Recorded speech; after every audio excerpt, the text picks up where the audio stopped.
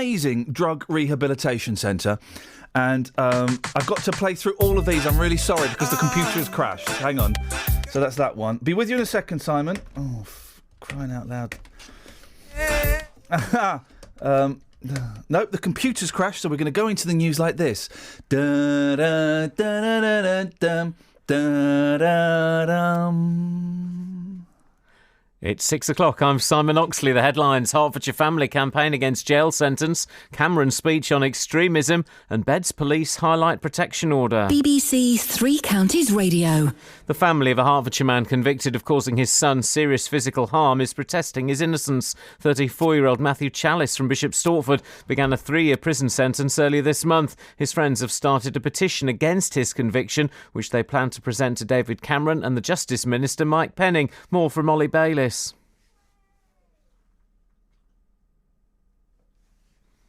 Sorry, we don't seem to be able to bring you that report. David Cameron will vow to tackle failures of integration when he unveils a 5-year plan to combat homegrown Islamist extremism. In a speech in Birmingham later, he will argue that the root cause of radicalisation must be tackled. The Prime Minister has suggested that he could soon seek Parliament's approval to extend UK military airstrikes against so-called Islamic State from Iraq to Syria. Police in Bedfordshire have seized a large number of motorbikes and quad bikes and arrested a number of people in a major operation involving the police helicopter yesterday. The riders were seen driving dangerously in the Caxton Road area of Bedford just after midday. Officers tracked the riders who made their way along the A6 and the A421 towards Milton Keynes, as well as the A1 at Sandy. A body has been found by search teams in the wreckage of a wood mill which was destroyed by explosions and a fire on Friday. 3 other staff from the site in Cheshire are still missing. The first protection order to prevent female genital mutilation has been secured by Bedfordshire Police. It prevents the travel of 2 young girls who police believe may be at risk of being taken to Africa for the procedure. More from Carol Abercrombie. Again, apologies not able to bring you that report. A 34-year-old man will appear in court later this morning, charged with stabbing a pensioner to death after a minor road accident in West Sussex. Don Locke, who was 79, died after the attack last Thursday. Around 30 firefighters tackled a large blaze in a field in Hertfordshire yesterday afternoon. They were called to Rousebarn Lane in Croxley Green, where 1.5 square miles of corn was alight. In sport, England captain Alistair Cook says yesterday's 405-run defeat by Australia at Lords was not acceptable. Irish amateur Paul Dunn, who qualified at Woburn, is the joint leader of the Open Golf going into today's final round at St Andrews. And Watford rounded off their pre-season trip to Germany yesterday with a 2-0 win over Paderborn, with goals from Matej Vidra and Odion Igalo. The weather: cloudy with some patchy rain this morning, some sunny intervals this afternoon, feeling warm and humid, a maximum temperature 25 degrees Celsius. And you can get the latest news and sport online at bbc.co.uk/3 counties. What's going on, Oxley? Well, what it was, you see, because you ever ran at the start, I thought I'd miss out all the audio, so I'd catch it at the time. Now, also, I don't know what's happened. Is the war begun? I'm declaring war, by the way. It's nice to have the lights on. Justin did it with the lights off. Oh, Justin's a weirdo. You're distorting a bit in my ears. I don't know if that's you. You're going into what I like to call the red on the... Can you hear that, Catherine? Well, I couldn't see it on my display here. This is the problem, so I don't know whether he's actually doing it or just in your mind. Simon's the equivalent of The Who in 1973, or let's think of a modern equivalent, Kanye West. You're like Kanye West. Oh. Loud, proud. Only not swearing quite as much. Not swearing quite so much. Yet, anyway. Well, fingers crossed my buttons work, Simon. Let's, nope. Let's try again. Nope. Try again. Nope. Try again. Nope. Nope. Nope. Nope, nope. Okay, right, great, welcome, guys. Your mouth works though, right? My mouth works, and so does this.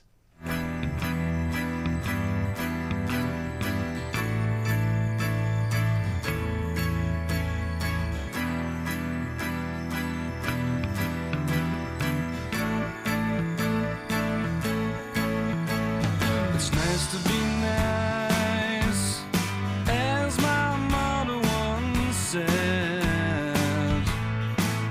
To be good, and it's fun to be fun.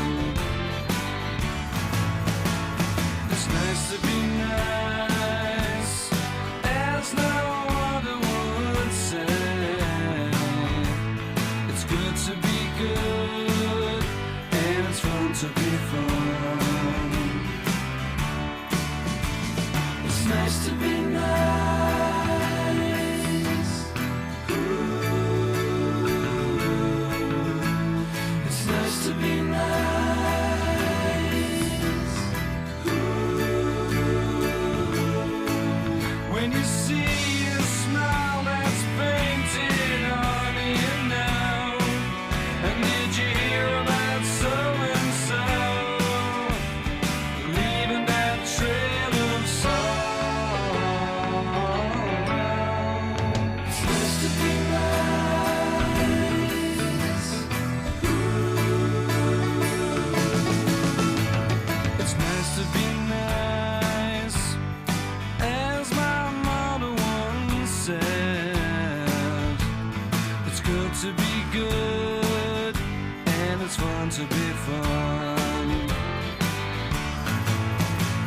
It's nice to be nice, as no other would say. It's good to be good, and it's fun to be fun. It's nice to be nice. Ooh. It's nice to be nice. Nice to be. When you see a smile that's painted on you now, and did you hear about so-and-so leaving that trail of sorrow? It's nice to be nice. To be nice to be. It's nice to be nice. To be nice to be. It's nice to be nice, as my mother once said. It's good to be good, and it's fun to be fun.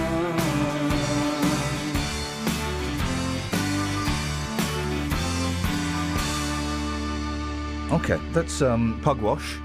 The lovely, I can't remember Pugwash's name. Thomas. Big fella, got a beard. Thomas Walsh. Now, fingers crossed, this is going to work. Yes. No, but don't get too excited, because the thing is, will this work? No, that one doesn't work. Button A, guys, button A. I can stop that, and it's button A. It all comes down to button A, and I can't.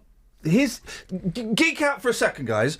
It all comes down to button A, and I can't transfer anything I want to button B. It's just kind of random on the veranda. Okay, so you can have every other jingle. Great to see you. Yeah. This morning, two big things. 03459 455 555. Is that us? Well okay, done. great. That's good. People who aren't that special.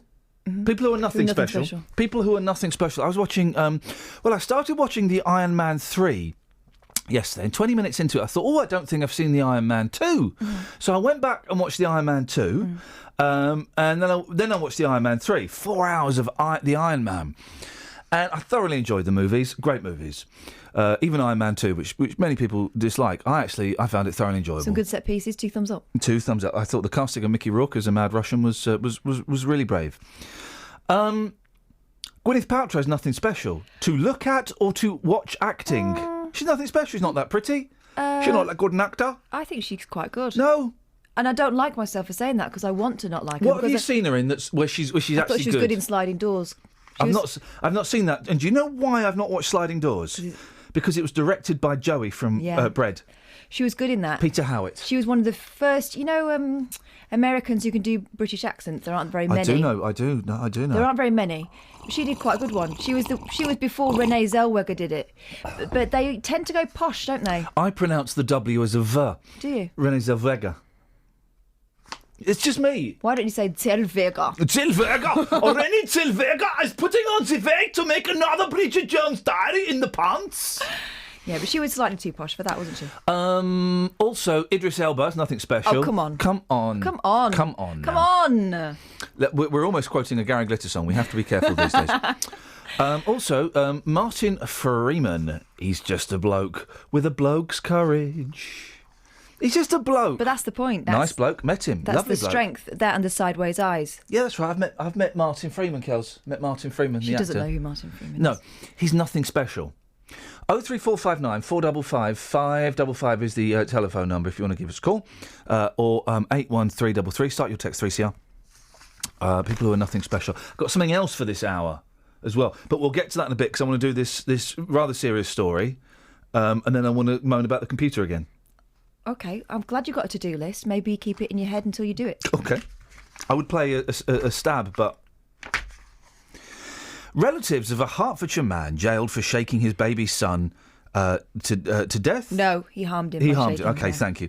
I just thought that sounded more. That's more what it was than causing his baby son physical harm. Okay, are fighting to overturn his sentence. Earlier this month, 34-year-old Matthew Chalice from Bishop Stortford was given 3 years for causing the boy serious physical harm. His family and friends plan to take a petition to Westminster. Catherine, what happened? The scaffolder, this is Matthew Chalice, had pleaded not guilty to causing a child to suffer serious physical harm on March the 19th, 2013, at an address in Stansted, Mount Fitchett, but he was convicted by a jury of shaking the 4-month-old after a trial at Chelmsford Crown Court. Early this month, he was jailed at Woolwich Crown Court by one of the country's top judges, Mr Justice Singh. Now, this conviction also means that Matthew is likely to have very restricted access to his son and daughter, there's another child, after release from prison. It's understood that Chalice intends to appeal against the conviction. And unusually, the judge allowed the son to be identified. Yeah, at the same time as sentencing him, the judge lifted a ban on reporting the identity and relationship of the child, Ollie, to Chalice.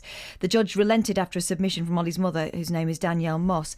Now, she said, "It's in the best interest of my son that people should be allowed to know that I and my family believe that Matthew Chalice did not cause Ollie harm." She added that Ollie, now a happy and healthy 2.5-year-old, would benefit from knowing that I supported his father and believed in his innocence.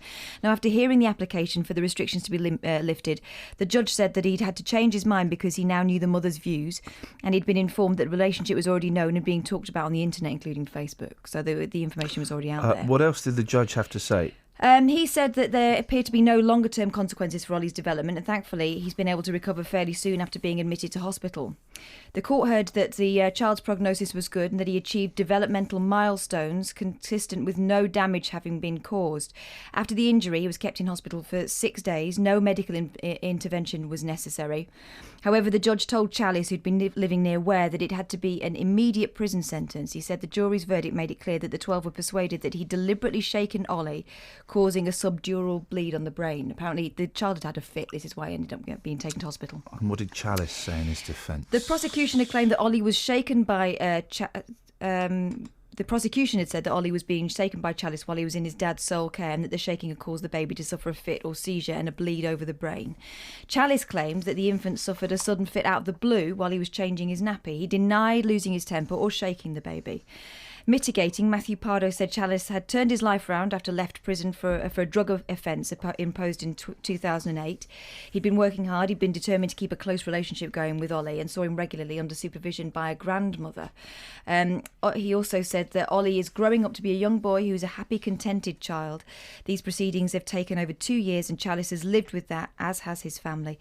And we'll be speaking to Ollie's mum, Danielle Moss, later on in the programme about why she thinks her former partner is innocent. I'm going to try this. Oh, sweet Lord! Morning feels so bad. Everybody seems to nag me. Coming Tuesday, I feel better. Even my old man looks good. Wednesday just don't go. Thursday goes too slow. I have Friday on my mind. Gonna have fun in the city. Be with my girl, she's so pretty. She looks fine tonight. She's outside to me. I spent my friend tonight. I leave my head.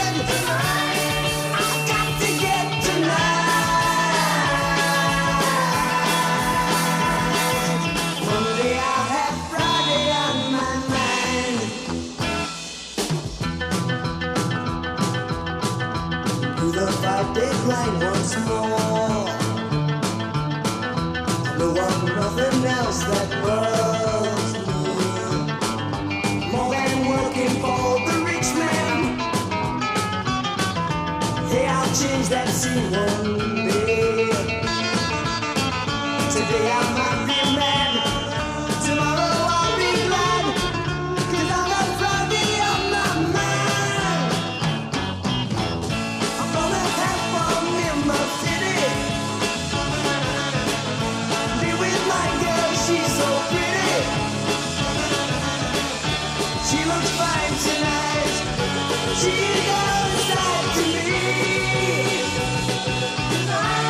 I spend my bed tonight, I lose my head tonight, I got to get tonight. Monday I'll have Friday on my mind. Gonna have fun in the city, I'll be with my girl, she's so pretty. I'm gonna have fun in the city. Your BBC. The cuts have already started. In that none of this studio actually works. Morning, guys. Ian Lee, BBC Three Counties Radio. People who are nothing special. It would appear that I could be included in that list this morning, and I'm happy to take that. 03459 455 555. Do you know what? This is a genuine question. Do I do the news first or the travel first? I have completely forgotten. Travel. Let's have a go. Travel news for beds, cards and bugs. BBC Three Counties Radio. Well, starting off in Milton Keynes, do expect some delays on Standing Way just at the Kingston roundabout as some roadworks are taking place there. The M1, a lane still closed off for roadworks heading between junction 12 for Flitwick and junction 11 for Dunstable Road, so do expect it to build up there as well. Checking on the A414, that seems to be moving well so far this morning, not seeing any problems or delays, and everything's running well on the trains. I'm Nicola Richards with BBC Three Counties Radio.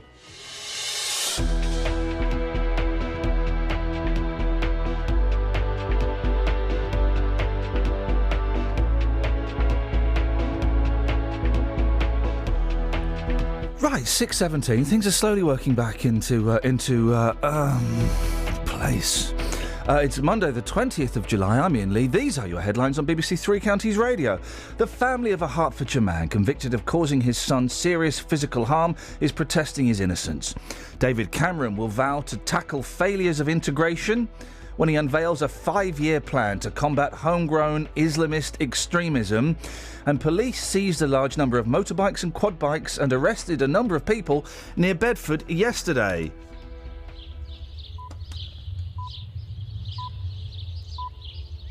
Good morning, it's 6 o'clock. For waking us up The headlines, elderly care and getting us going. I'm listening all week, yeah. Here it comes, baby. For making us laugh.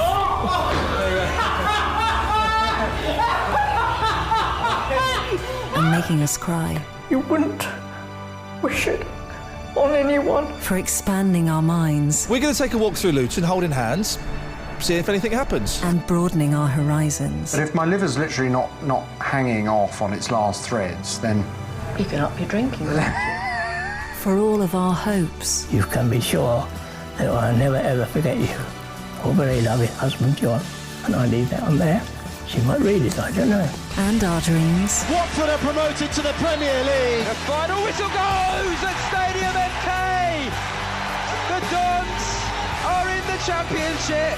For not just listening, but living it too. I think Tim needs to go to Watermead. Where? Watermead. For all of us. BBC Three Counties Radio.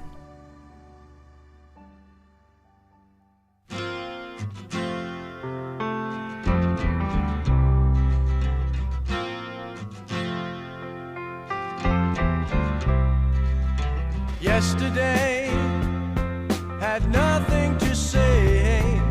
Tomorrow may bring me a thought.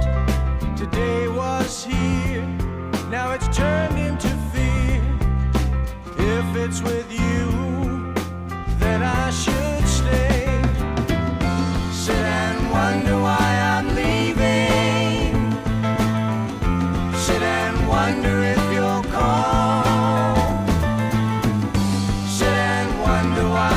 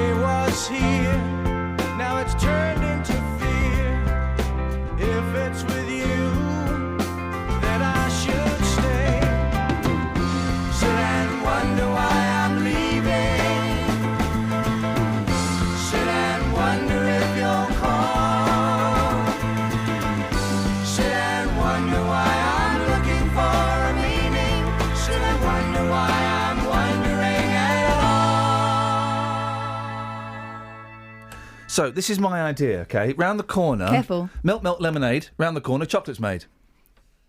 That's not a programme. It could be. That's a life truth. Great to have you back, Kels. Thanks, Claire.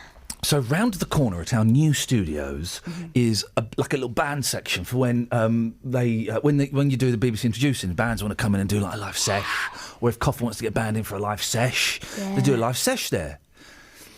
So I was thinking one day we get like a band in, like a good band, and when I say good, I don't mean like good. I mean that knows loads of songs, and then people can just rock up, and they can do karaoke.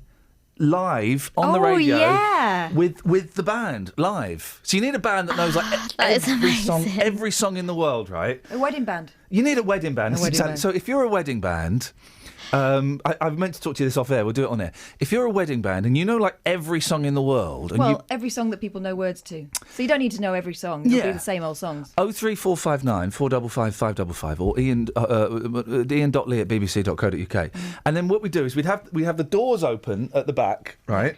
And people could just rock up and they go, it's like 7:20. Go, I don't suppose you know any Stevie Wonder, do you? Yeah, we do. Oh, I'll do that then. 1 2 1 2. And then they do that. Oh, Wouldn't that be I love awesome? it. Live karaoke with a live band. Dealey, what do you reckon to that, geezer? I reckon that is a fantastic idea. Well and truly up for that one. But there's got to be some sort of song control over this. I mean, you can't just turn up and sing anything. We want pure quality, don't we? Like Stevie Wonder, like Michael Jackson, and maybe Russ Abbott. Yeah, he did that on Friday. I heard, and I've sent an email. Well, if people want to come and they want to sing Kanye West, then they can sing Kanye West. Oh yeah. As long as they self-bleep. Yeah, exactly. No sweary songs. But they come in and do. I want to do a Beatles song. Beautiful. Away you go, fella. Just get up and do it. No quality control. No audition. Nothing. Yeah, but the worst thing is no booze. So I don't know whether we'll get anyone to sing. Who said anything about no booze? Oh. Hey, you see, you like my style. Oh, we are quite near Wetherspoons, aren't we? Exactly. They can do us a deal. Now, Justin, people who are nothing special. So far, we've got. I was watching the Iron Man, the second and third parts of the Iron Man trilogy, and Gwyneth Paltrow. I thought she's nothing special to look at, and she's certainly nothing special as an actress. Wow. She's nothing special. Idris Elba, nothing special. I'm going to say it. Benedict Cumberbatch, he's nothing special. I think he's quite a good actor. He's got the eyes of... I won't say it. Martin Freeman. He's nothing special. Nicolas Cage. Nicolas Cage. You know what he is? The nephew Nothing of someone special. No, yeah, exactly. I've taken this one to the streets already. Oh, man. And I can assure you that it's already got very tense out there. It's already kicked off. Yeah. One person came up with a suggestion which I found absolutely outrageous. Ooh. Years ago, they would have been beheaded for views like this. Well, careful. You will hear that before 7. Well, in some parts of the world, that may still be a thing. Right, 03459 455 555. Justin, are you ready now to do this story? I'm ready to rock, boss. Let's go for it. A St Albans woman says she has no regrets about throwing another dog walker's belongings into a river. This is the first time I've read it. I mean, gosh. Sian Moles spotted the woman using a control shock collar on her Basset Hound puppy. That's those collars that give the bzz, bzz. So she gave her a mouthful, grabbed the remote control and chucked it in the river. Is this true, Just? What happened? Just? Oh, Justin.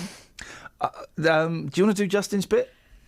Yeah, I'll have to come and sit on your lap. I can't read it. Well, thanks, Just. Hang on. I can print it. We haven't got much time. I mean, you go and do it in there. Go on, girl. Oh, ignore the sound of the printer then. She can just read it off the screen, isn't it? Yeah, no, but just ignore that Okay. bit. So, Justin, what happened? Well, right, hang on. Sian Moles, who we'll hear from later on in the programme, was walking her Labrador at Redbournebury Mill, which you may be familiar with. It's near Hemel Hempstead. I've never heard of it. Pretend you do. She noticed I'm not really that local, to be honest. She noticed someone else walking their dog, and to her eyes, the dog looked to be in distress. Now, according to her, another dog woman, a dog walker, I think she means, dog woman, was walking a young Basset Hound and was using this electric shock collar to control it. In Sian's view, the dog was terrified at being shocked regularly for seemingly very little reason. So she confronted the owner, who dismissed her concerns. Things got heated, and Sian admits grabbing the small black remote control and chucking it in the river. The woman then took a picture of Sian with a camera phone and said that she was going to take it to the police. Yeah, good. These collars, they just give electric shock if dog does poo-poo or wee-wee when it's not meant to, if it humps leg. Well, if it does things you don't want it to. They're sold as a training device. They fit on the dog like a regular collar, but they come with a remote device that allows the owner to trigger an electric shock to the animal at the press of a button. That's what remote controls do. They're designed to give a dog a mild level of pain or discomfort, which may serve as a warning. Sorry, Are they legal? no, is the sorry. question. I can just hear Kelly's leather I know, squeaking. she's crunching. He's crunching. Well, they are legal. I know that. They are illegal in all of the UK except Wales. They are legal. It sounded like you said illegal. They are legal. They are legal Yep. in all of the UK except Wales, where they've been banned. Their use in Wales can carry a £20,000 fine or a 6-month prison sentence. Good. There are several campaigns to see them banned in the UK, with many believing they are cruel. Disgusting. And most organisations are against them, though. Disgusting. Including the Kennel Club. Disgusting things to use. On a serious note, from a man who's considering getting a dog and whose Benji died last week. Oh no. Benji died last week. rabbit. Yeah, the rabbit. The rabbit died. We went away on holiday. This is genuinely really sad. My boys were so distraught. Yeah. We went away on holiday, and the nurse, the veterinary nurse, who we were paying to come and feed the animals, on the second day she phoned up. I thought she was going to say that Velvet had died, because Velvet is very, very old cat. The cat. Yeah, the old cat. Thank you for filling in the blanks. Well, it's just that not everyone's familiar with your family names. And she said that Benji had died. The rabbit. The rabbit had died. How though? Short breath. No, he had like a swollen stomach. So I'm guessing maybe there was some like toxic mushroom or something growing underneath his. Did you quickly replace it before the boys got back? No, I would never replace. No, I would never replace Not a dead again? rabbit. Sorry. Not. No, we told the boys. And they were distraught. And it was horrible. It was horrible. Oh, It was bless 'em. horrible. My eldest, my youngest is going, well, is he a skeleton now? No. What does he look like? Wow. He still looks like Benji. Can you get a picture of him dead? That's unlikely. But what, is he a skeleton? No, he's not a skeleton. He's just dead. Stop talking to me about it. But the other one was, I was so upset. It was horrible. Anyway. What's that got to do with Razor? It's your fitness to look after animals. That's it. No, you should not be allowed to have these awful electric shock collars. 03459 455 555. Travel news for beds, cards and bugs. BBC Three Counties Radio. Well, starting to build up now on the M25, heading anti-clockwise between junction 21 for the M1 and junction 19 at Watford. So far, checking on the M1 seems to be moving quite well, not seeing any major problems or delays. Also, the A414, that seems to be moving quite freely on the sensors. In Milton Keynes, do expect delays on Newport Road, just at the Kingston roundabout, as those roadworks continue there.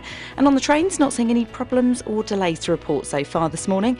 I'm Nicola Richards with BBC Three Counties Radio. Across beds, hearts and bugs. This is BBC Three Counties Radio.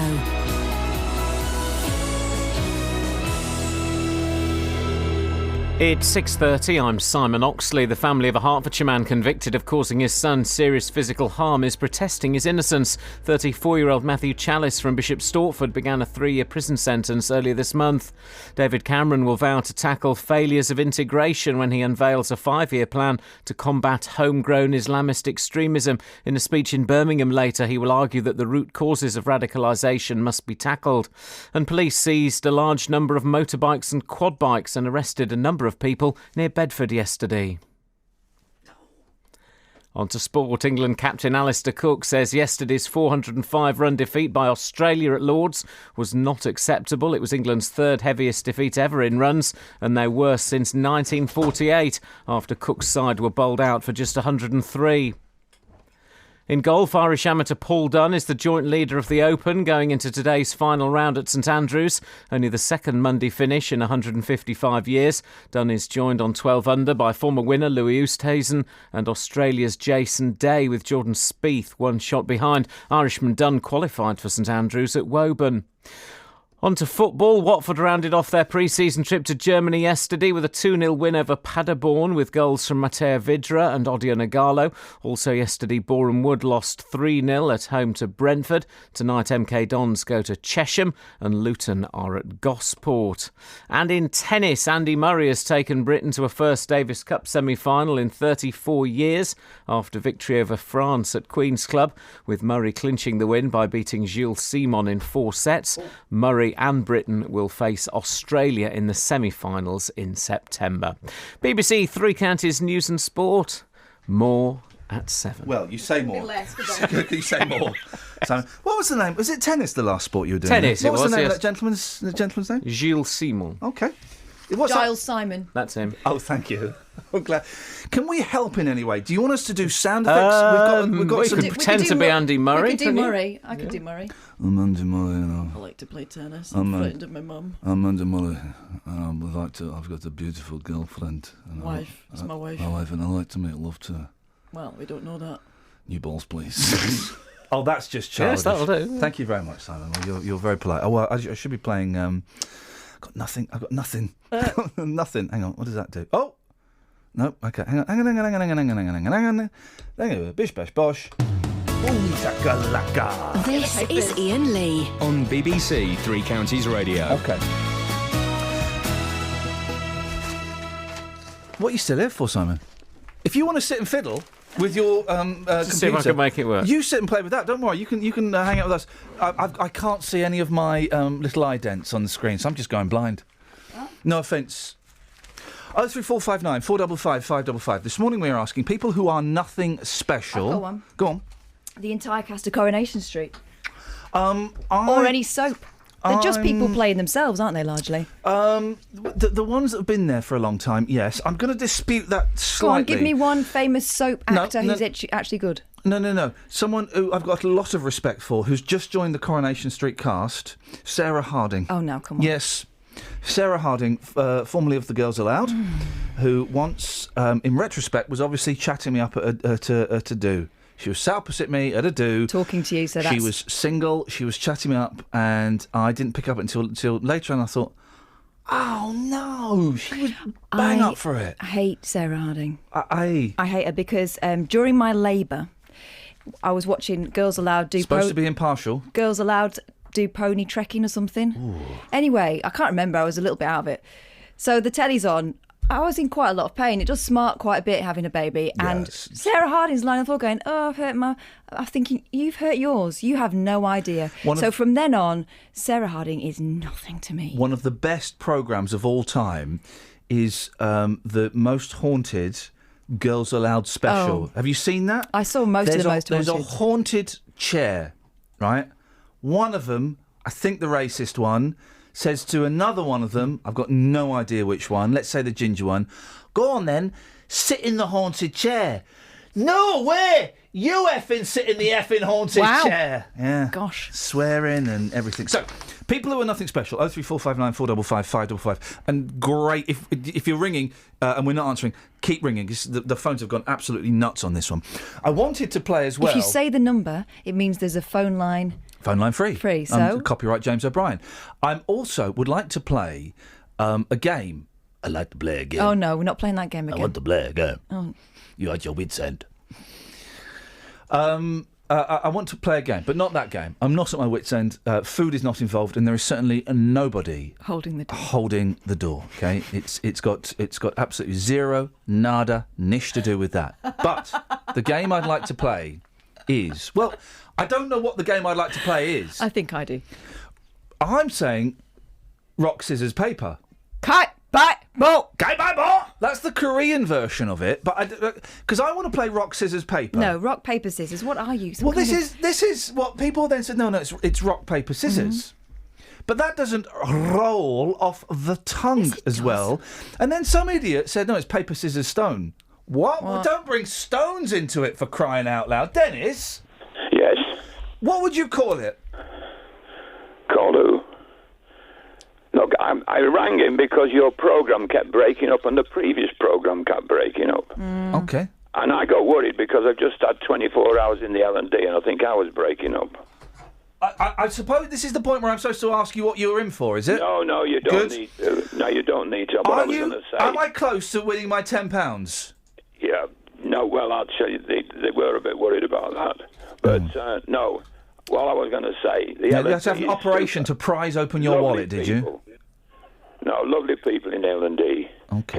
Even the food was good. Well, that's marvellous. Back to the slightly more important issue. What's the correct title for rock, scissors, paper? Okay, bye, bo. Rock, scissors, paper. I don't know why. That's the way you do it. That's the way you play it. That's all I know. But what's it actually called? Insanity. Okay. Do you fancy a quick round of Kai by ball? I'll go first. your ball. Kai. Sorry? Kai by ball. I'll go first. Ball. Ball. No, you can't do ball. Ball means it's the same thing, right? So we go 1, 2, 3, and we say it at the same time. 1, 2, 3, bye. Ball. Bye beats ball. Let's go again.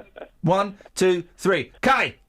My reaction is not very good this morning. Come on, Dennis. Stop with the sob stories. 1, 2. I'm not doing a sob story. I'm just saying how brilliant the L&D is. 1, 2, 3, Kai.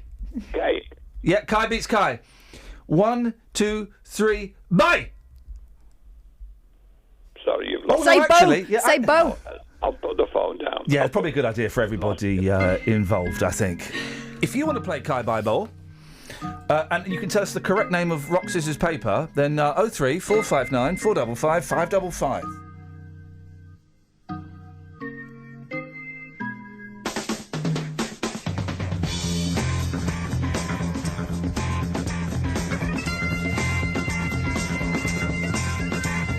Piccadilly, Carnaby Street, swinging London, Marble Arch to Regent Street, swinging London, Hyde Park Corner, Leicester Square, swinging London, everywhere it's in the air, swinging London, Hyde Park Corner, Oxford Street, swinging London, Chelsea Strand and Baker Street, swinging London, Charing Cross, Trafalgar Square, swinging London, everywhere it's in the air, swinging London,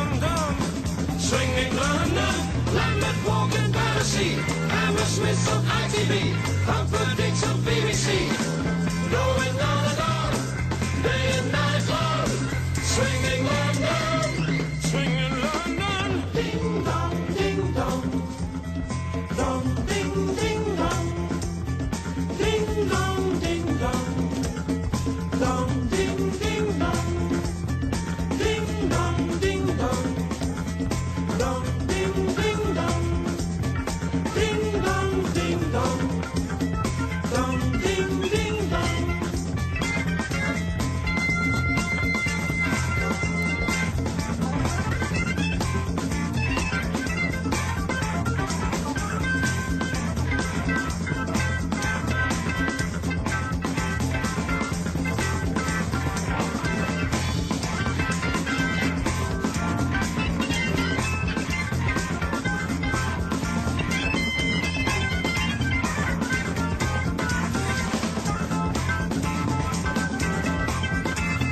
Action movies, theatre news, swinging London, big production, soul and blues, swinging London, revolution underground, swinging London, groupies, hippies, tramps around, swinging London, kings of fashion, Mary Quants, swinging London, discotheques and restaurants, swinging London, striptease joints, casino pubs, swinging London, bingo halls and playboy clubs, swinging London, northern, east and south and west, Barney's Pop is still the best, Riley Scott will never rest, going on and on, day and night long, swinging London, ding dong, ding dong, dong ding ding dong, ding dong, ding dong. 03459 455 555. What is the correct way of saying rock, Paper. scissors? Scissors. So he's tying up literally tying up my loose ends there. It's kind of first day back. Great to have you back. Great to have you back, Kels. Thanks, Claire. And I'm just kind of feeling the vibe. I've got some big news I want to break, and I want to tell you guys on air because you are my friends. Okay? You pregnant? Well, Explain. It feels like it. Yeah, exactly. I made a really big decision on Saturday that affects my time here and how much time I've got left here. I have had to go up a waist size in my jean. Thank you, Simon. You're saying one waist size? It's working in there, apparently. Well, good for for him. Simon. You're welcome. I said sorry. We heard. What was doing a radio show with microphones? I've gone up a waist size. Yeah. I've had to go up to the large pant. Oh. I've gone from boxer to trunk. That was a mistake. My boys are not happy with that. Why? Because they're chafing. No, my plums. Oh, right. But I've gone up from a 34 waist trouser to a 36 waist trouser. Now, here's the thing, right? The 36 waist, much more comfortable. Look at that roomage I've got in the leg. I don't want to look at you. No. I've got more room around. My boys have got room. Yep. My thighs have got room. So there'll be, hopefully, I won't need to buy any more Savlon.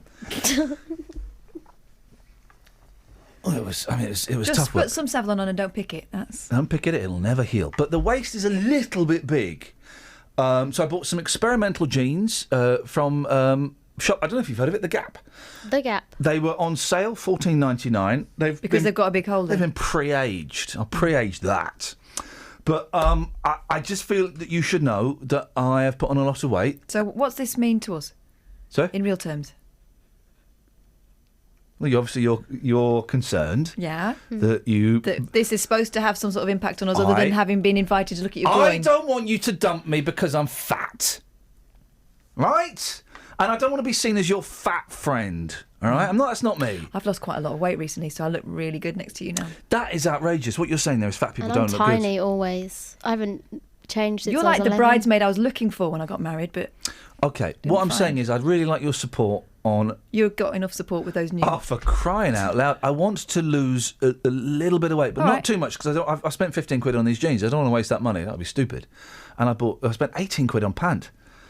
So, what I'm saying is, I just want to share this with you, that I've just put on a little bit of weight. I've gone up a size. You want to share the weight? My girth has increased. You didn't need to tell us, because we can see... Kelly Betts!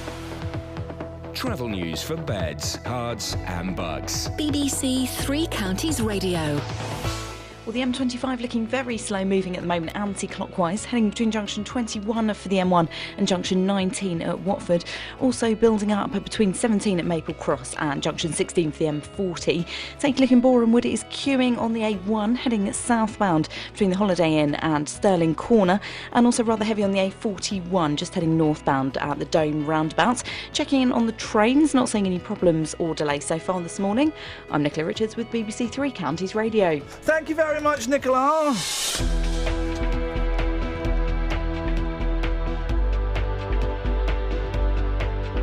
6:45.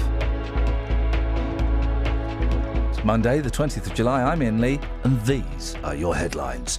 The family of a Hertfordshire man convicted of causing his son serious physical harm is protesting his innocence.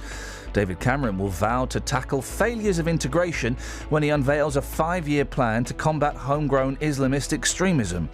And police seized a large number of motorbikes and quad bikes and arrested a number of people near Bedford yesterday. Here's Kate with the Wev. Beds, hearts and bucks weather. BBC Three Counties Radio. Good morning. We may have seen a brighter spell this morning, but they're not going to last if you do have it. Rather cloudy, I'm afraid. Some outbreaks of light rain and some drizzle throughout the day. It's feeling quite damp. We have some humid conditions working their way out from the southwest as well, so it is going to feel warm, just a little moist. We're looking at a maximum temperature today of around 25 Celsius. Now, there's a strong chance we could get maybe 1 or 2 breaks in the cloud this evening or towards the end of the afternoon into this evening, and that in turn could mean the temperatures spike a little higher. It also means we could get 1 or 2 showers developing as well into this evening and overnight. Eventually they will clear away though as that weather front clears eastwards as well. We'll see some fresher conditions, minimum 12 Celsius, but a sunny start tomorrow morning, more cloud tomorrow afternoon, mostly dry but a slim chance of a shower. Temperatures still pleasant at 23 Celsius. That's your forecast. Treasure Quest on BBC Three Counties Radio. I don't want this show to be censored. You've got a clean house. Searching for the treasure. So, ladies and gentlemen, feel free to text in whatever you want to me. Searching for the treasure. Sorry, Jive here. Are you all right? Searching for the treasure. Gosh, I thought we were going to have our first live death. Saturday mornings from 9. I'm going to help the female section of the quiz this morning. All Les will do is just not let you have...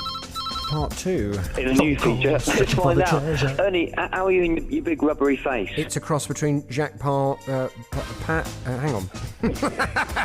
Treasure Searching for Quest. the treasure. Every Saturday morning from 9 on BBC Three Counties Quest Radio. for treasure. Steve's on line 2. Good morning, Steve. Morning. Good morning, Steve. Oh, good morning. Good morning, Steve. Oh, you quick. Can you hear me? Yes, I can, Steve. I'm waiting for the conversation to move on apace. God. Well, you're going to have to get the builders into your offices to widen up the door frames for you to fit through. Oh. And you might, if you get any fatter, you might have to get one of them slopes and a wheelchair ready. So our TV licence is going to go up now, isn't it? I've only gone up. Fat people are funny. I've only gone up. I've only gone up to 36-inch waist. Oh well, it's a slippery slope, mate. We all say that. It's a greasy slope, full of chips. Yeah, the greasy slope. It's nice to hear you. It's nice to hear you enjoying a little bit of manly banter that's offensive about a different minority group. Yeah, it is, isn't it? Well, what about that? What about that fat woman that says she's entitled to all that money she's about? What about her? Yeah. Which fat woman? Well then, oh, she's in the Queen? paper the other day. No, she's a Nazi, isn't she? Yes, I think it's official. That's the pot calling the kettle. Then. Hey, listen, nothing wrong with the Nazis, mate. Thanks very much for calling, Steve. Thank you very much. Quite a bit wrong with the Nazis. I think we can all agree on that. Apart from Steve, and 5 points to Catherine for a quick mouth of the morning. Oh, I didn't mean it to sound like that.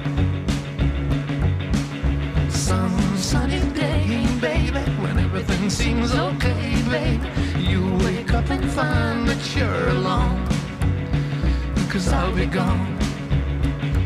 Gone, really gone, 'cause you done me wrong.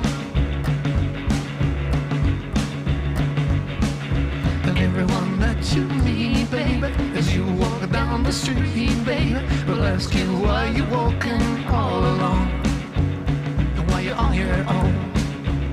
And just say I'm gone, gone, 'cause you done me wrong. Oh, now come on,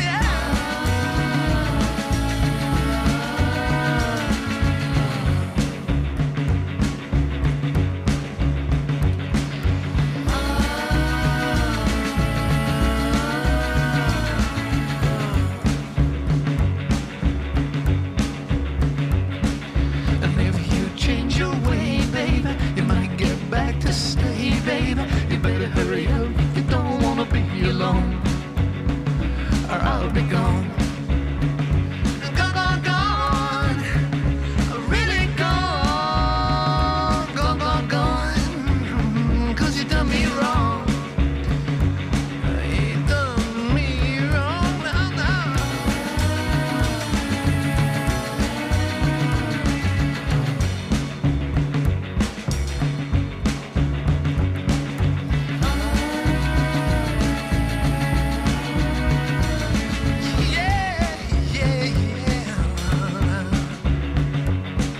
Some sunny day, baby, when everything seems okay, baby, you wake up and find that you're alone, 'cause I'll be gone.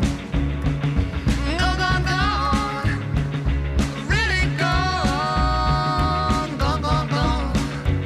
'cause you done me wrong. You done me wrong. You done me wrong.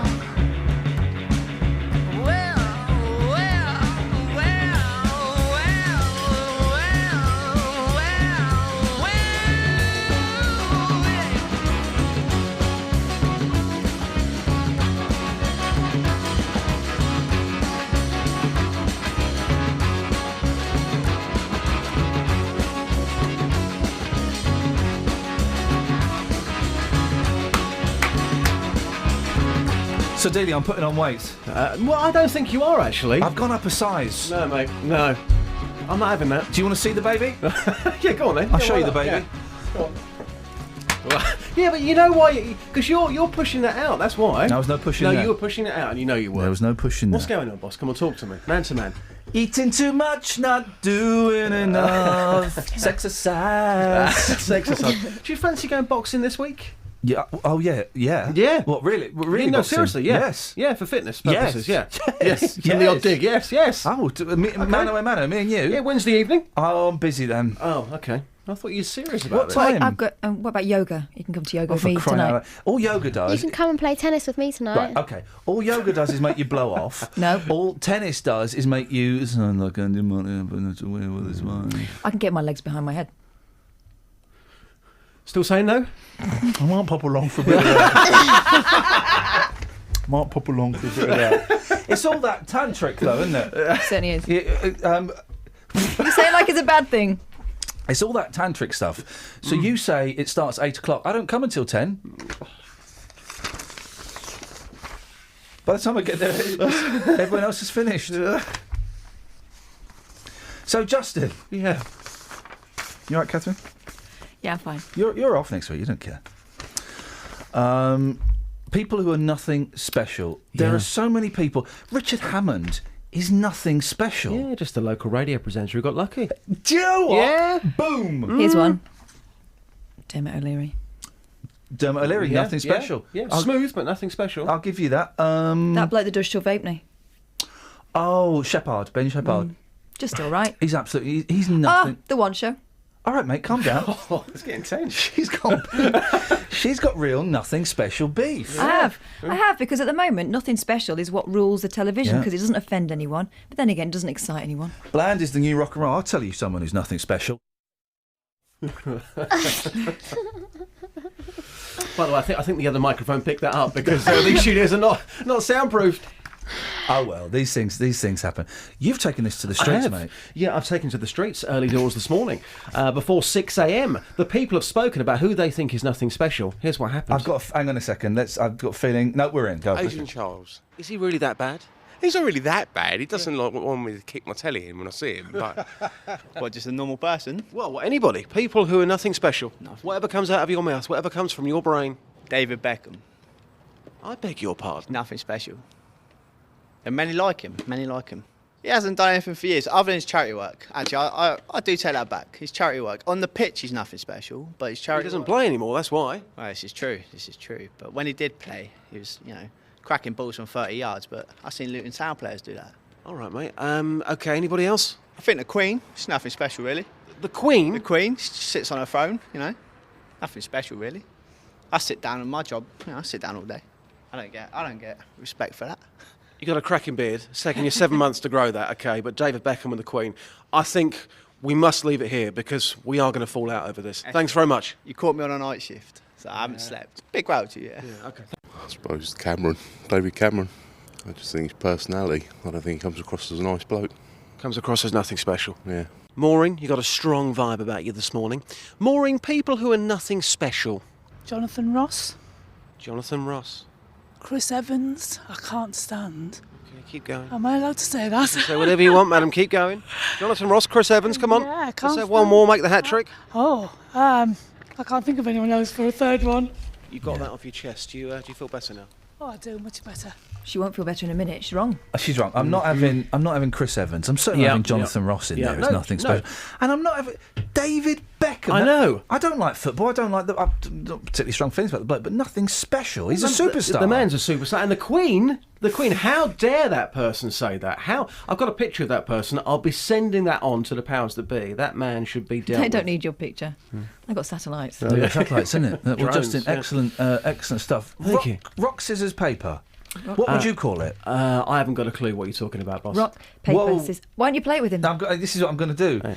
You don't know? You've not heard of rock, scissors, paper? I've heard it. I don't know how it works, though. It's a little game, isn't it? It's a little school game. You have three weapons. Yeah.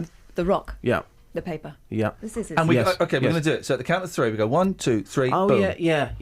Okay, and there are rules, okay? Because what does paper do? Well, let's we'll find let out. him learn as it goes. You ready? Right. Okay. So 1, 2, 3. What you got? Scissors. Rock. You win. Okay. Because you blunt the scissors. Right, oh, okay. You don't blunt the scissors. You smash the scissors. Or you blunt them. You smash them. Well, Yeah. Okay. But you have to do it at the same time. Yeah, All you right, can't just do it afterwards. Okay. Oh no. All right. Okay. Go on then. What? Paper. All right, scissors. Scissors cuts paper. Yes. 1, 2. Concentration face on Dealey is amazing. He's thinking there's only 3 options. I know there is, but it's a game. I have to win. I have to win games. There's no technique. You just got to Okay. say the first thing on your mind. Right, okay. 1, 2, Right. 3. Rock. Paper. I win. All right, okay. Okay. 1-1. 1, 2, 3. Rock. Paper. I win. Yeah, but you're going after me, so you're doing what I did. You're cheating. Okay. You're all right. cheating the system. All right, we'll do it properly. All right. 1, 2, 3. Paper. Scissors. You're going after me. I'm not You're going- going after. You're I'm cheating. I'm saying No, after no. you. The I'm scissors were cheating. behind the screen. You need to raise them. I'm doing it. I'm doing Mate, it. You've come back with an attitude and you're cheating. I'm sorry, mate. You're cheating. Okay, one more. Don't. What? You're pulling a different sign at me now. That looks like a different sign to me.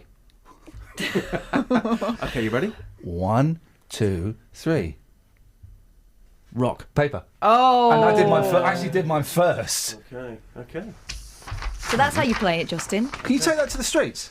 You want to go and play rock, scissors, paper? Yeah, because I with don't, the streets. I don't think you quite understand how it works. Could you take that to the streets? I'll take it to the streets. Okay. Okay. Yeah. I think you know who we're looking for. Justin. Yeah. 1, Yeah. 2, 3. Scissors. Special powers. Travel news for beds, cards, and bugs. BBC Three Counties Radio. But it's very slow moving on the M1 heading southbound on camera between junction 10 for Luton Airport and junction 9 for Redbourne. The A5 looking rather slow southbound heading between Kensworth and junction 9 for the M1. Very heavy, the M25 heading anti-clockwise between junction 21 for the M1 and junction 19 at Watford. Also queuing on the A1 heading southbound between the Holiday Inn and the Stirling Corner. Taking a look at the A41, rather slow moving on the sensors just around the Dome roundabout. And checking in on the trains so far this morning. Not seeing any problems or delays on the local live departure boards. I'm Nicola Richards with BBC Three Counties Radio. Nicola, thank you very much indeed. Morning, guys. It's nice to be nice. It's good to be back. If you want to take part in the show this morning, you can give us a call. 03459 455 555. You can text 81333. Start your text 3CR. We're looking for a wedding band, okay, that can kind of play pretty much anything it's thrown at it. Is that you? This will take a little bit of preparation, but email me, ian.lee@bbc.co.uk. Fingers crossed. Here's the news. Local and vocal across beds, hearts and bucks. This is BBC Three Counties Radio.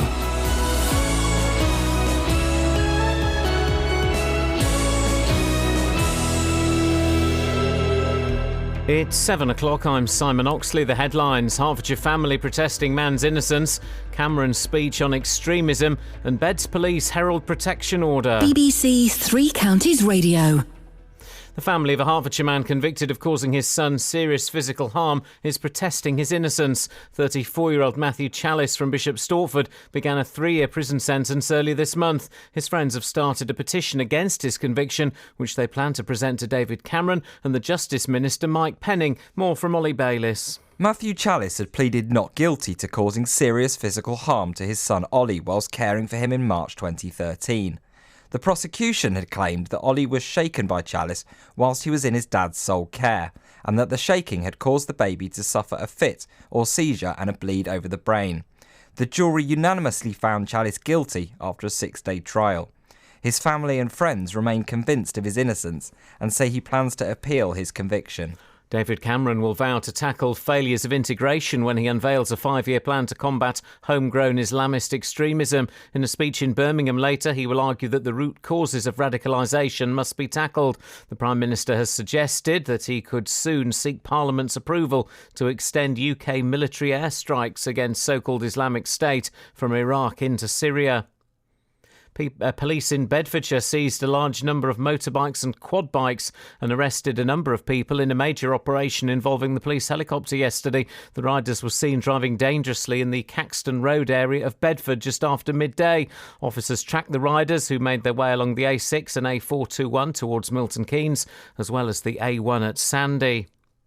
A body has been found by search teams in the wreckage of a wood mill which was destroyed by explosions and a fire on Friday. 3 other staff from the site in Cheshire are still missing. The first protection order to prevent female genital mutilation has been secured by Bedfordshire Police. It prevents the travel of 2 young girls who police believe may be at risk of being taken to Africa for the procedure. More from Carol Abercrombie. New legislation came into force on Friday, which allows the seizure of the passports of people who they suspect are planning to take girls abroad for genital mutilation. Breaching the order is a criminal offence. The police say it's a positive step in the fight against what they describe as a cruel crime. A 34-year-old man will appear in court later this morning, charged with stabbing a pensioner to death after a minor road accident in West Sussex. Don Locke, who was 79, died after the attack last Thursday. Around 30 firefighters tackled a large blaze in a field in Hertfordshire yesterday afternoon. They were called to Rousebarn Lane in Croxley Green, where 1.5 square miles of corn was alight. In sport, England captain Alistair Cook says yesterday's 405-run defeat by Australia at Lords was not acceptable. The Irish amateur Paul Dunn, who qualified at Woburn, is the joint leader of the Open Golf going into today's final round at St Andrews. And Watford rounded off their pre-season trip to Germany yesterday with a 2-0 win over Paderborn, with goals from Matteo Vidra and Odion Igalo. The weather cloudy with some patchy rain this morning, some sunny intervals this afternoon, feeling warm and humid, maximum temperature 25 degrees Celsius. And you can get the latest news and sport online at bbc.co.uk/3counties. Bong. Shut up and listen.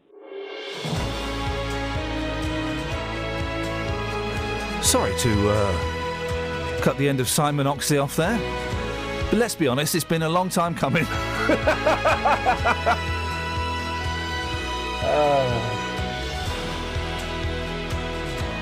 are you beefing on about? Wouldn't you like to know, David? 03459 455 555. People that are nothing special. 81333. Start your text 3CR. What is rock, scissors and paper called? I mean, really. Once we've established that, we can play it properly. In fact, if you want to phone up and play it, bring it on. And if you're a wedding band, or a band, you know, that can kind of play all the hits, Iain.lee@bbc.co.uk, please. Across Smooth. beds, hearts Smooth. and bucks. This is BBC Three Counties Radio. Any Texas? Oh, that's been a long time since you've muffed that up. Yeah. There are some, I'm going to say. That's great news.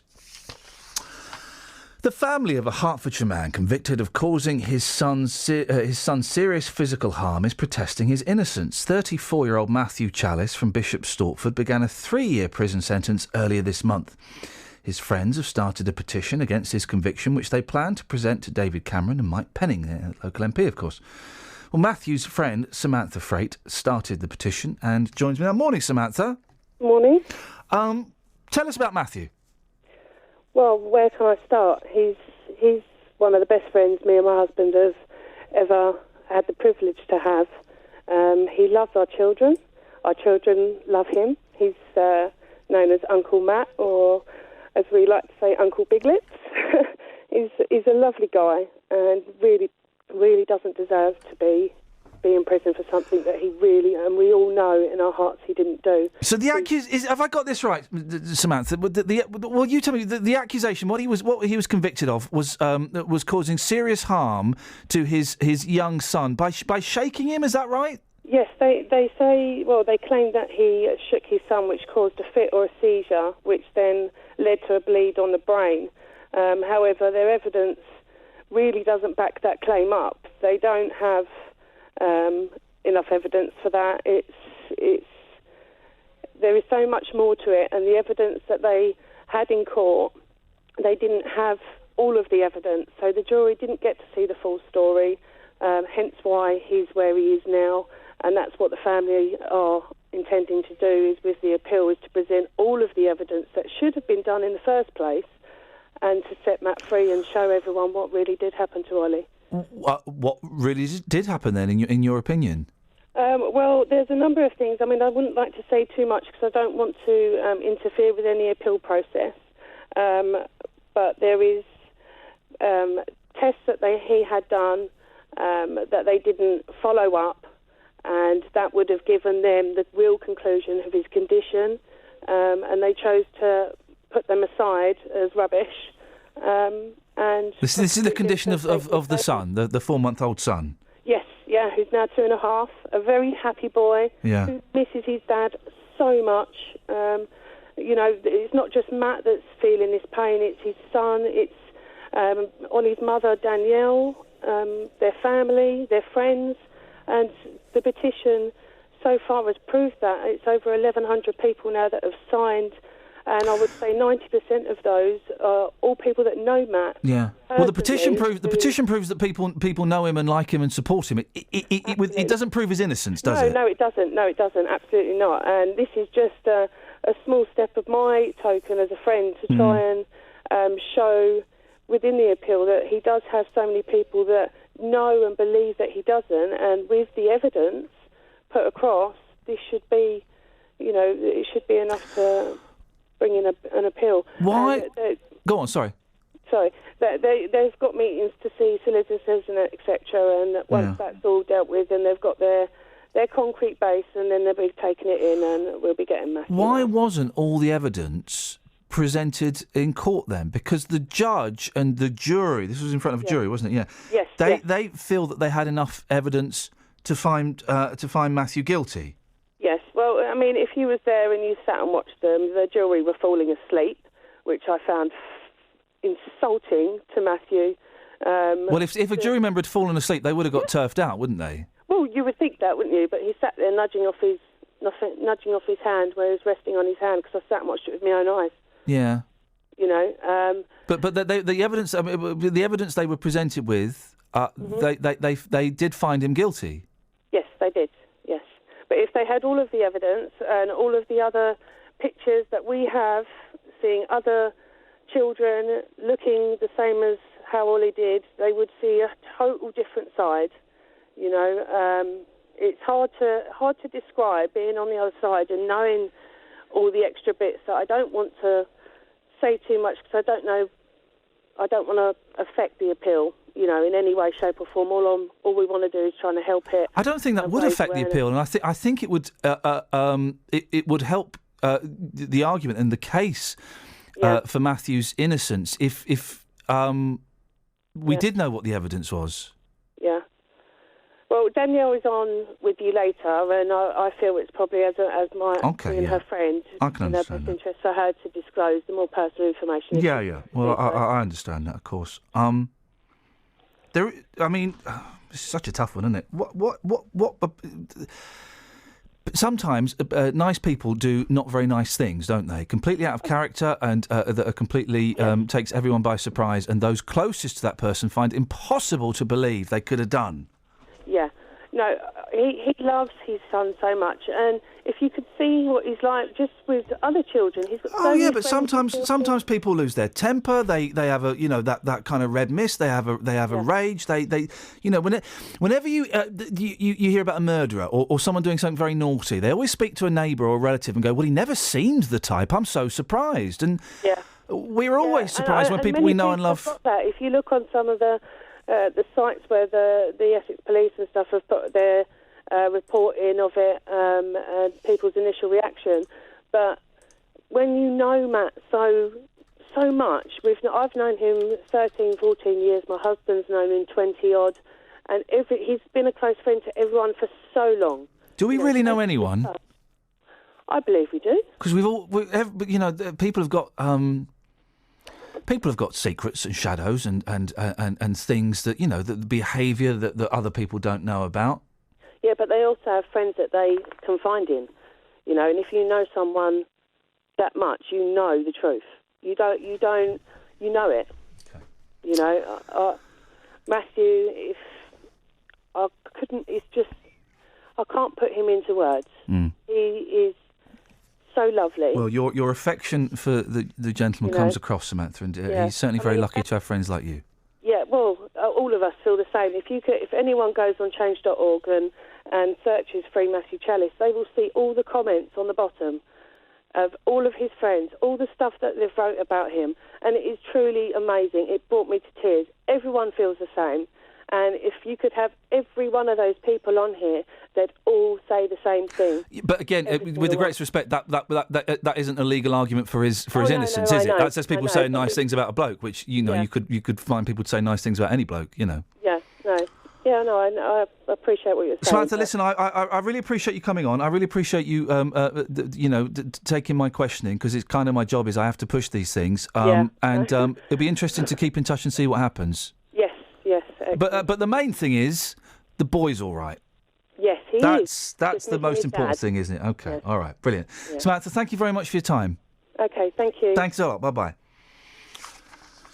03459 455 555. I feel like I should ask a question off the back of that, but I don't know what question to ask. I'm not going to do the, well, what do you think? Because guess what? We haven't seen the evidence. We haven't seen the evidence that was presented in the court, and we haven't seen the evidence that Samantha claims the family has that would prove his innocence. But don't we all wish we had friends who had, unswerving faith in us? Yep. He's lucky. He's very lucky. And courts make mistakes, and juries make mistakes, and maybe this is a mistake, but at the moment he is guilty in terms of he was found guilty in a court of law.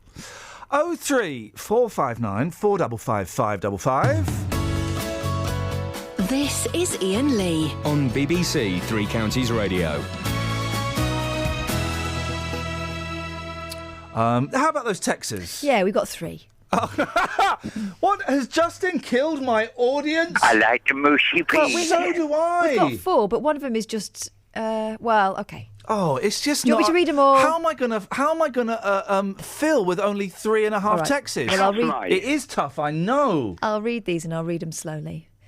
Kate from Milton Keynes. Good morning, Kate. Morning, guys. Say Are morning. you real? Come on, speed up. Come on. Say morning back. Morning. For nothing special, Keith Lemon. Keith Lemon. He's the French Keith Lemon. To hit him. Yeah, no, you're wrong. I think she wants to hit him. Keith Lemon is hilarious. Wow. If you ever meet Keith Lemon off camera when he's in character, flipping it, man. It's just... I was doing Big Brother's Little Brother with him years ago, right? And it's a live show, but they had to rehearse him. He was going to improvise, freestyle a rap about Big Brother. Oh, no. And in the rehearsal, it was the funniest, filthiest thing. Libelous, disgusting, full of sexual profanity. It was hilarious. And what made it even funnier was you could see all of the producers who were like 18 on that programme, their faces just turned white. And they're all running up to him saying, Lee, and he won't answer to Lee. Keith, are you going to do that? You can't, you can't do that. Oh, right, I can't do that on the show. Oh, OK, right, well, I'll tone it down a bit for the show. It was brilliant. Did he, though? He did tone it down. He goes up to the edge and then pushes it a little bit. But I think he's brilliant. And I used to hate him. I used to slag him off on a TV show I did. And I met him and found him hilarious. And I said, I owe you a massive apology. I was so rude about you. And he said, yeah, I know you were. I said, I'm sorry, I think you're brilliant. That's okay, I don't mind. Aww. I like him a bit more now. He's nice. Speaking of the edge. Yes. Oh. Bono, says John, the king of nothing special. Oh, yeah, there we go. The king. The king of nothing special, Bono. Really? And he fits into a category from a few weeks ago. He doesn't half look old now. Well, he does, yeah, but he looked old then. He looks old now. There's a picture of him with one of the Beach Boys, and I thought he was with the Beach Boy was with a Bono impersonator, but no, it's Bono. It's actual Bono. He's wizened in the face, not in the mind. Is it Bono or Bono? Bono. Bono. Bono. That's what I'm saying. Bono's the tribute act. That's what I'm saying, Bono. Okay. It's like Dido and... no, best not to go there. Yeah, that's it, Dido.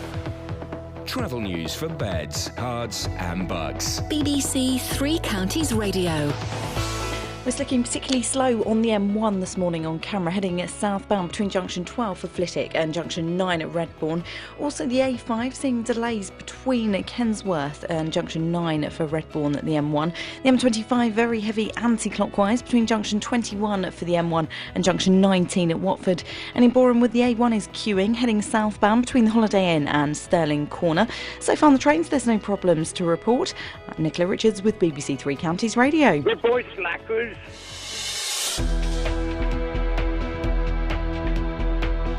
Morning, guys. Iain Lee, BBC Three Counties Radio, 7:16 on Monday, the 20th of July. These are your headlines. The family of a Hertfordshire man convicted of causing his son serious physical harm is protesting his innocence. David Cameron will use a speech in Birmingham today to try to dissuade people from travelling to join Islamic State militants in Syria and Iraq. Oh, that's going to work, innit? And police seized a large number of motorbikes and quad bikes and arrested a number of people near Bedford yesterday. Every weekday morning. One partially closed and the others didn't operate at all. I have contacted other companies who do it professionally, and they said it should have been anchored down. The JVS Show. It was looked over by the garage and they told me do not move the vehicle anywhere. It's a complete death trap. The JVS Show fights for your rights and tackles your consumer problems. I'm getting nowhere. I've tried on numerous occasions to talk to the manager of this company. If you need our help, email jvsshow@bbc.co.uk. So they said, we're going to contact the customer, we're going to have a chat, and we're going to make a gesture to that customer. And we could do the same for you. Without your programme, I don't know what you'd do in the morning. The JVS Show, weekdays from 9 on BBC Three Counties Radio. God, that is a nasty growl. 03459 455 555 is the telephone number. I love the fact that, by the way, Kelly, great to have you back. Thanks, Blair. I love the fact that David Cameron is talking tough about the so-called Islamic State. Two things. First of all, right, he, when I was away, he gave the BBC a right rollicking, which is what the government are going to do for a while. Get used to it. You'll miss us when we're gone. I hope you enjoy your Sky package. He gave the BBC a right rollicking for calling them the Islamic State. We don't call them the Islamic State. There was a massive email that was sent round. There was an email that was sent round about 6 months ago saying, please do not refer to IS or ISIL as the Islamic State. Refer to them as, Catherine? You didn't read the email. The so-called Islamic State. The so-called Islamic State. And he says you're making it legitimate by calling them Islamic State. All right, well we'll make sure we call them the so-called Islamic State. And then I don't think their title is the main problem. No. And then what did he? He's on America. He's like acting tough because he's the tough man, and he's let our bombers go and fight for America and bomb Syria without passing it through Parliament. Tough guy. And then what did he refer to the so-called Islamic State as on American television? He didn't, did he? He called them a caliphate, which gives them complete... Caliphate is like calling them the kingdom. It gives them complete legitimacy, you massive hypocritical toffee-nosed plum. The caliphate is what they're trying to establish. Yeah. Like he referred to them like as an empire. the caliphate. What OK, guys. And so now what he's doing... Who do we write to? Him. He's the only person we can write to. So now what he's doing is he's saying we need to fight back with British values. Oh my God! With British values, what does that mean? I don't want you to phone in. That's lazy. How does that stop people's heads being taken And off? also, the British values are the things they don't like. They don't like it. David Cameron's going to launch a 5-year plan in Birmingham to dissuade people. OK, guys, so what we're going to do is I really don't want you to go because the boys are going to have bombs on them and the women are going to get married off to older men and raped, OK? Well, he's the enemy. Of course he's going to say that. And what exactly are British values, by the way? Is it like being patient and tutting? Casual racism. Fish and chips. Fish and chips. That's it, isn't it? Queuing. Keeping your rage in your stomach. Yeah, that's pretty much it. I just think David Cameron's on television too much. 03459 455 555 is the telephone number if you want to give us a call. You might want to give us a call about this. You might not. You're not wanting to this morning. It doesn't matter. I'm not bothered. Dog discipline. Naughty. Oh, where's my Barbara Woodhouse? I've left it at home. When Sian Moles spotted a woman using a shock collar on her puppy, she had to get involved. And boy, oh boy, did she get involved. Sian's on the line. Morning, Sian. Morning. What happened? Well, let's just say I got a little bit carried away. Go on then. I was walking my Labrador in a place that I always walk in, and I saw a dog over the other side of the water. Yeah. Just doing a little bit of jolting, to which I thought maybe there was something wrong with the dog. Oh, yeah. A little bit more watching, and I realised the lady was shocking the dog. Looked like now, she by had a shocking, phone. you don't mean saying rude words or showing naughty pictures. Absolutely She had not, the shock no. collar on. Looked like she had a phone in her hand, which is why I didn't sort of put two and two together. So when I realised this was what was happening, I went over to the lady in a very calm manner and said, why do you think this is acceptable to do this to your puppy? Which I was responded to, this isn't a puppy, this is a 6-month-old. I would still call that as a puppy. Every time the woman spoke, this dog was paralysed in fear, knowing that it was going to be shocked. So the collar was working then? Oh, absolutely. The Right. dog was physically jolting every time the woman pressed it. Yeah. And she was very press happy. Well, how many times did she press it? I would say at least 12 before I went over, realising what was happening. Yeah. When I was speaking to her, I explained everything that I'd gone through training with my puppy and how my trainer's called Karen and she does reward and treat. And my dog trusts me, will do anything for me. And I showed her that. And she was having none of it. Well, my trainer does this and this is how I'm going to do it.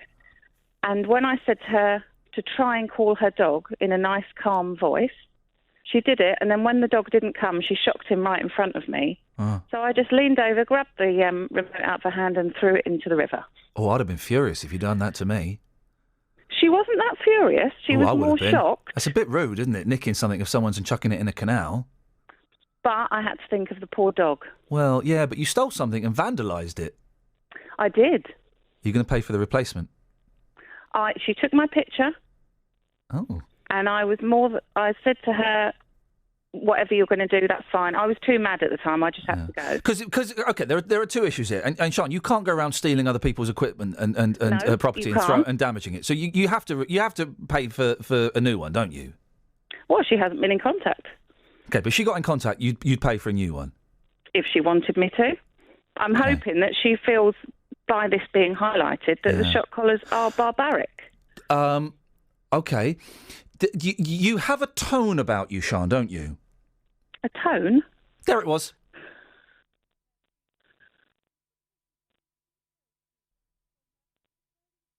A slightly confrontational tone. No, I wasn't confrontational at all to her. In your opinion, I am picking up, and I'm sure some of the, and I kind of picked up the very first thing you said. There's a slight aggression's too strong a word, but there's a something there, and I can't express it any more than a tone that some people might find excessively and unnecessarily confrontational.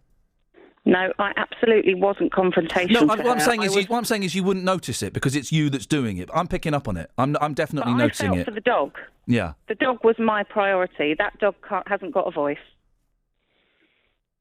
So I was being the dog's voice. But then the thing is, they're not illegal, are they? They're not illegal. But You just this don't dog approve was of them. It wasn't just that. It was the fact that the dog was physically looked like it was in pain and in call fear the every police. time she spoke. Why didn't you call the police or the RSPCA? It was a spur of the moment thing. I just wanted her to know that there was a different way around training your dog. And I just wanted her to know. It was only because she shocked him straight in front of me that happened. It was not something I would normally do. It's interesting, isn't it, that you have displayed, because I agree. I think these collars are unnecessary and unpleasant. But I'm just trying to think, if I had been in that position, you're showing her that using violence on an animal isn't necessary by doing something kind of violent and aggressive yourself. Wasn't violent and aggressive at all. She had it in her hand. You grabbed a piece of equipment and you broke it. I didn't break it. I threw it into the river. Do you think it's going to work now? It could possibly work. Oh, come on, Sean. You did something that was invasive, and it just seems odd that you. I felt it was needed. She felt that the shock. She felt the shock was. But Sean, she felt that the shock was needed. What you did. That's her opinion. Yeah, and that's your opinion. What she did could be argued that it's wrong, and we're going to speak to someone later on who thinks it's wrong, and someone who thinks it's right. What you did was definitely wrong. Oh, I know that now. But on the spur of the moment, I just needed to look after that dog. And that's all I could see. I could see the dog in pain, and I needed to stop that. Okay. Any regrets? No. I'm glad this has been highlighted. But I have no regrets. I just hope the lady comes forward. Why do you hope she comes forward? So you can to shame her or? No, not at all. Just so that she can see there is another way of training. I think if she tried the other way, then she has both sides. But it's not illegal, though. That's the thing. It's only illegal in Wales. It's not illegal.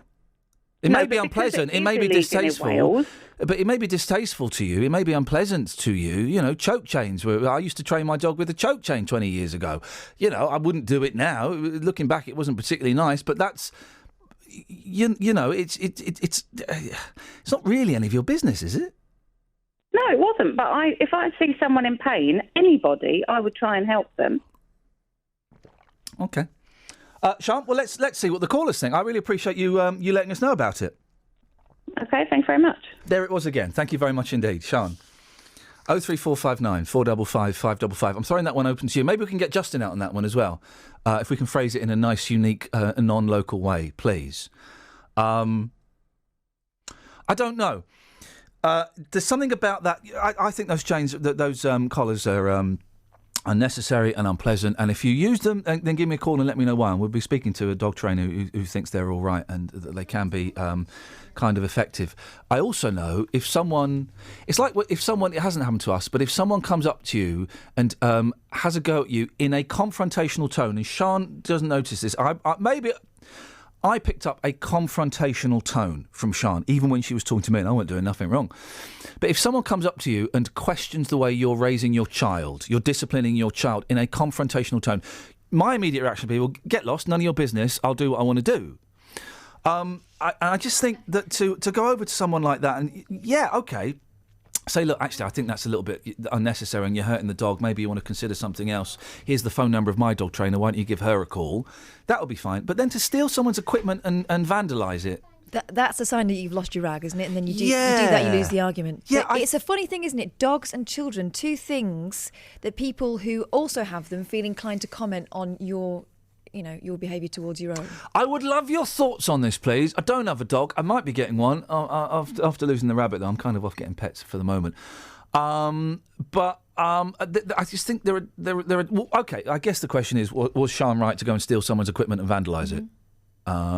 Because she disapproved. Also, be honest, if you're a dog owner, do you judge the other people that you see out with their dogs? Do you judge them? 03459 455 555. You can text as well, 81333. Start your text 3CR. Let's get the trav. Travel news for beds, cards and bugs. BBC Three Counties Radio. We're looking particularly busy this morning on the A1 heading southbound between the Great North Road and the Black Hat roundabout. Also the M1 on cameras looking slow southbound between junction 12 for Flitwick and junction 9 for Redbourne. Also seeing delays on the M25 anti-clockwise heading between junction 21A for the M1 south and junction 16 for the M40. And also the M40 itself London bound rather heavy just around junction 4 for the Handy Cross roundabout. So far on the trains, not seeing any problems or delays to report.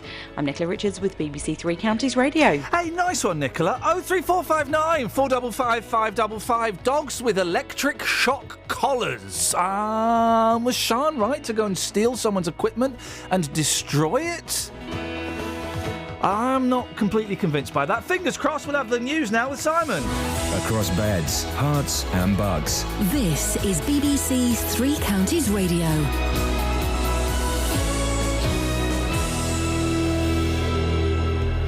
It's 7:30. The headlines. The family of a Hertfordshire man convicted of causing his son serious physical harm is protesting his innocence. 34-year-old Matthew Chalice from Bishop Stortford began a 3-year prison sentence early this month. David Cameron will use a speech in Birmingham today to try to dissuade people from travelling to join Islamic State militants in Syria and Iraq. Police seized a large number of motorbikes and quad bikes and arrested a number of people near Bedford yesterday. And a 34-year-old man will appear in court later this morning charged with stabbing a pensioner to death after a minor road accident in West Sussex. Three Counties Sport. BBC Three Counties Radio. England captain Alistair Cook says yesterday's 405-run defeat by Australia at Lords was not acceptable. It was England's third heaviest defeat ever in runs and their worst since 1948, after Cook's side were bowled out for just 103. When you get bowled out for 100 on a wicket like that, when you've got about 150 overs to save the game, isn't good enough, and it's tough to take. Certainly it's frustrating, not being able to match the standards we set at Cardiff to play like we have here. We outplayed them in Cardiff and they outplayed us here. Irish amateur Paul Dunne is the joint leader of the Open Golf going into today's final round at St Andrews, only the second Monday finish in 155 years. Dunne is joined on 12 under by the former winner Louis Oosthuizen and Australia's Jason Day, with Jordan Spieth one shot behind. The Irishman qualified for St Andrews at Woburn. It was incredible, that day was the most enjoyable day I think I've had in my whole life. So, I was just trying to stick to my game plan, really, to let myself hit the good shots and just deal with the bad ones when I hit them. So I thought I did a good job of that today. In football, Watford rounded off their pre-season trip to Germany yesterday with a 2-0 win over Paderborn, with goals from Matteo Vidra and Odion Igalo. Also yesterday, Boreham Wood lost 3-0 at home to Brentford. Tonight, MK Dons go to Chesham. Luton are at Gosport.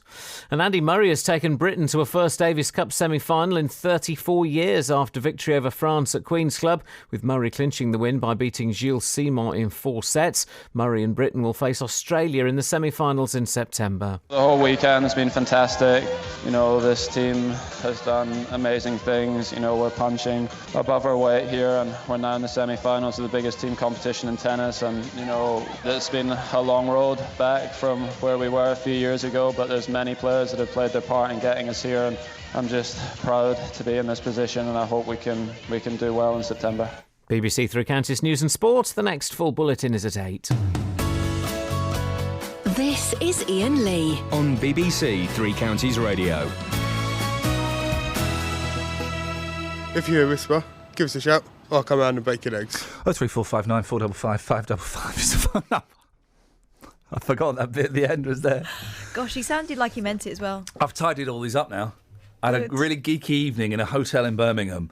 Once all the drugs and the women had gone, I thought, what am I going to do? I'm going to tidy up my thing. I was wide awake. I was buzzing. And so I've name one. Doorbells. Hang on. There. Doorbells. Name one. Never. Sorry? Never. Say that again. Never. Okay, there. Never. There we go. Beautiful. Name one. Boobs is not news. So boobs is not news. Yeah. Oh, I miss Catty. Good morning, sir. Now, that one... Good morning, sir. I need to practice, but it's getting faster. This is... Jack Russell. There we go. My nickname at school. Pat's in Houghton Regis. Morning, Pat. Morning, Ian. You all right, fella?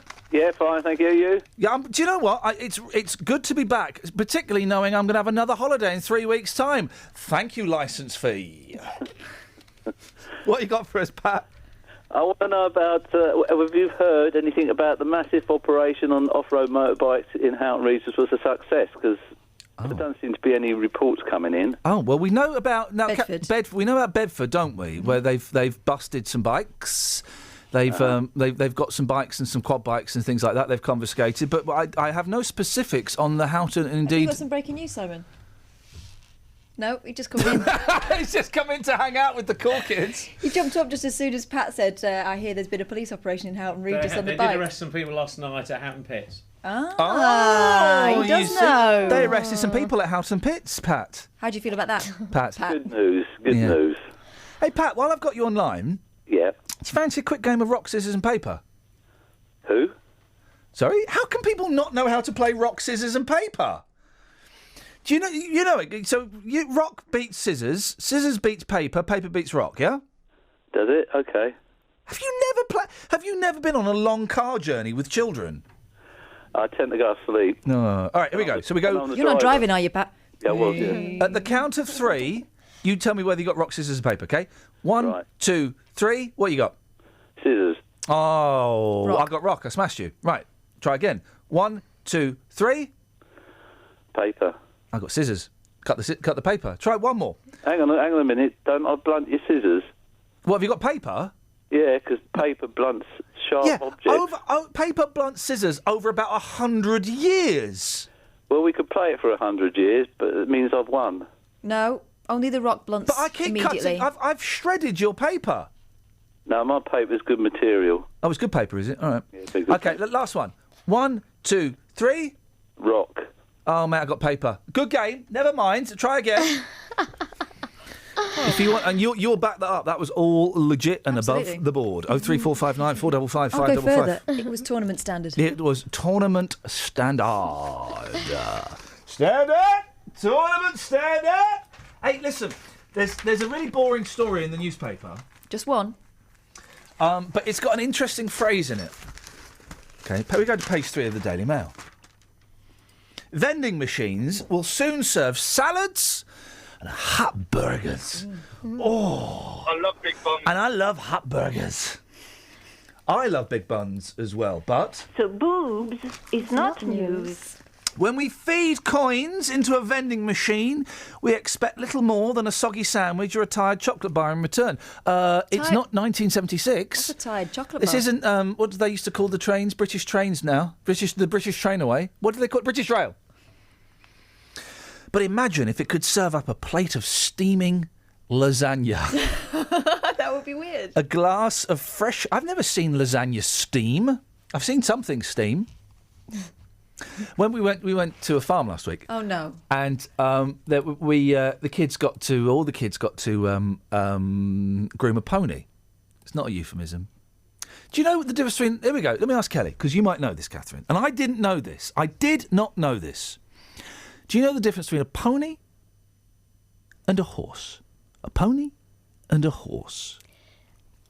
A pony is smaller. Catherine? Well, they're different. There's different species, aren't they? Right. So they got What? short legs. Yeah. Kelly's right. A pony is just like a small horse. Short legs, fat belly. That's not what you said. You said they're a different species. They are. So one's a horse, one's a pony. No, but you can have a tiny horse, and that would be classed as a pony. The difference between a pony... Short horse. The difference between a pony... I need horse experts, call it. The difference between a pony and a horse is an inch. Do it in hands. To be a horse, it's got to be like 14.2 hands. Hello? She's checking out. Oh, she's on the phone, is she? Sorry, I do apologise. She's talking to Gatford. Oh, crikey. Are we that He'll know. desperate? He's a horseman. He's a boring man. He's a stud. He talks a load of pony. Talking about this. What do you want, Gatford? Oh, I've got the name of a tired chocolate bar. All right, hang on a minute. Let's see. Let's anticipate the gag. A tired chocolate bar. Let's see where we can get to. Curly whirly, no. Whisper. I've got an idea. Whisper. Go on, Kelly. Yawny, like Yorkie. Yawny is good. We're going to Do you keep think that. he would do that? That's a bit rubbish, isn't it? Let's. I've heard his and it is rubbish. Okay, let's hang on a minute. It is. Gatford, I've been talking to you on and off for 15 years, and you've done one good call.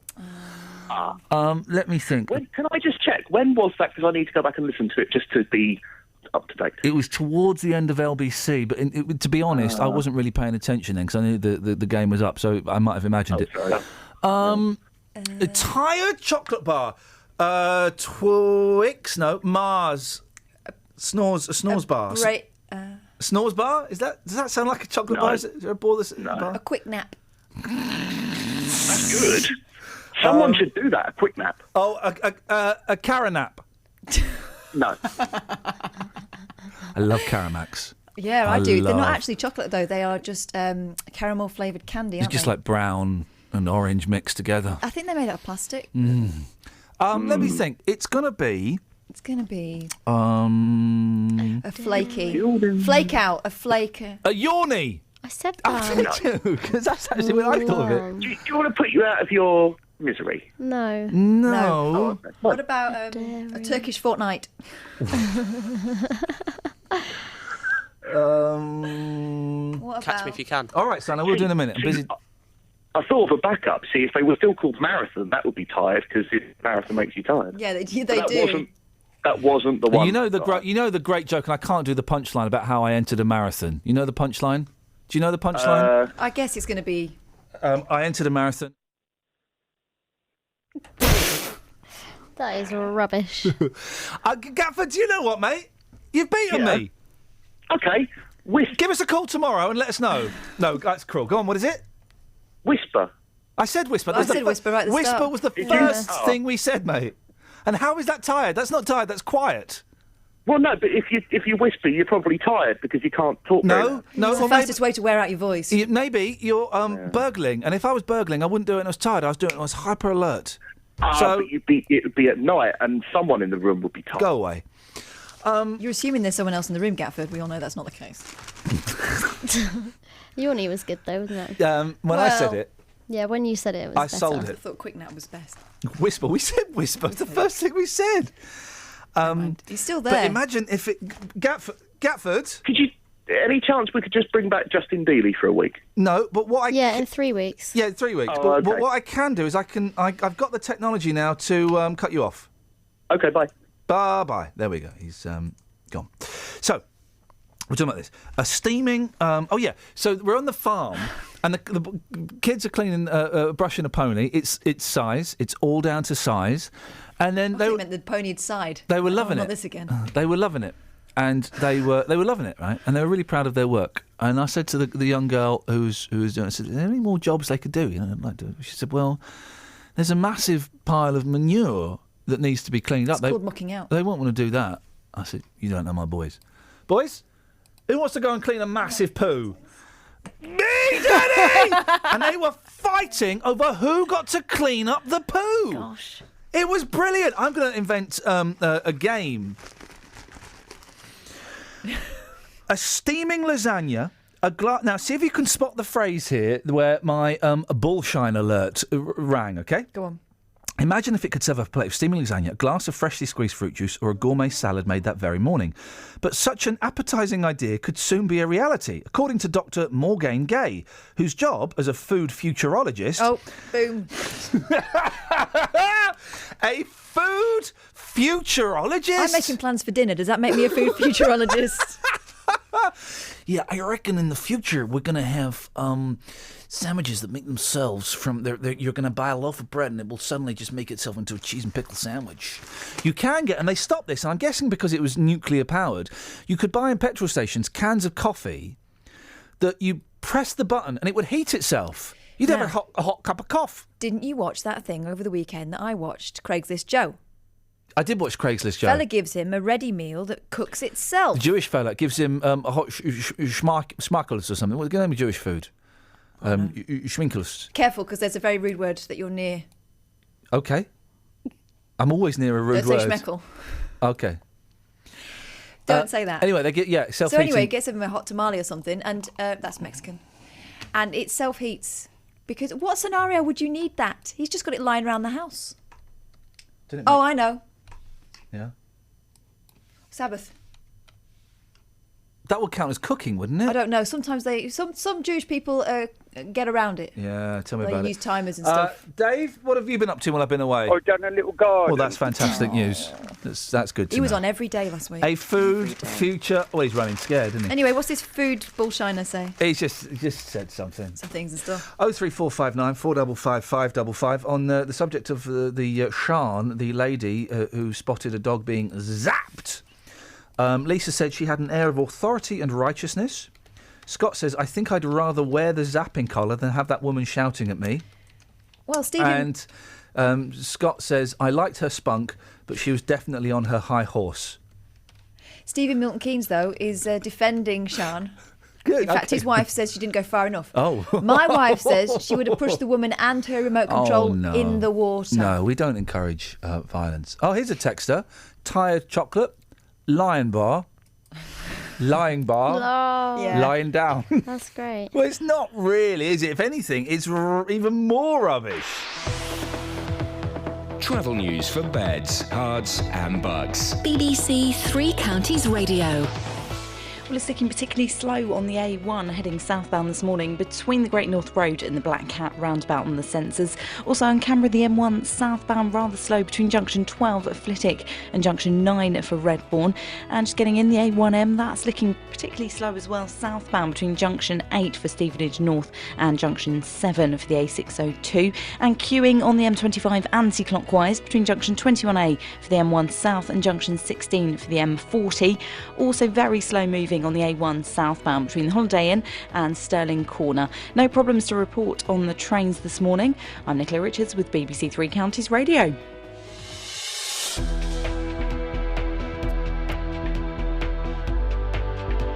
Thank you very much. Where are we now? 7:45, Monday the 20th of July. I'm Iain Lee. These are your headlines on BBC Three Counties Radio. The family of a Hertfordshire man convicted of causing his son serious physical harm is protesting his innocence. David Cameron will use a speech in Birmingham today to try to dissuade people from travelling to join Islamic State militants in Syria and Iraq. So that's that sorted then. And police seized a large number of motorbikes and quad bikes and arrested a number of people near Bedford yesterday. Here's Kate with the weather.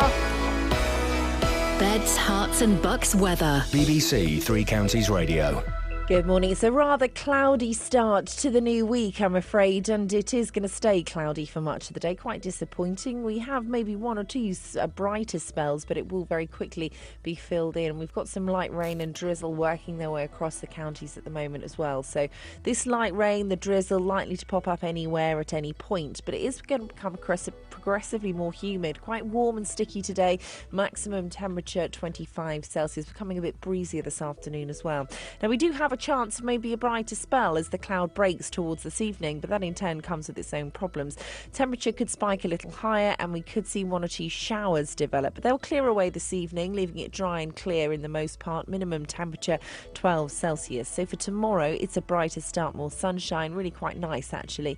But then as we head through the afternoon, we could see a little bit more cloud, maybe the chance of an isolated shower. Not a high risk though, so you'll be unlucky to catch one. Maximum temperature still reasonably warm despite the breeze at 23 Celsius, and that's your forecast.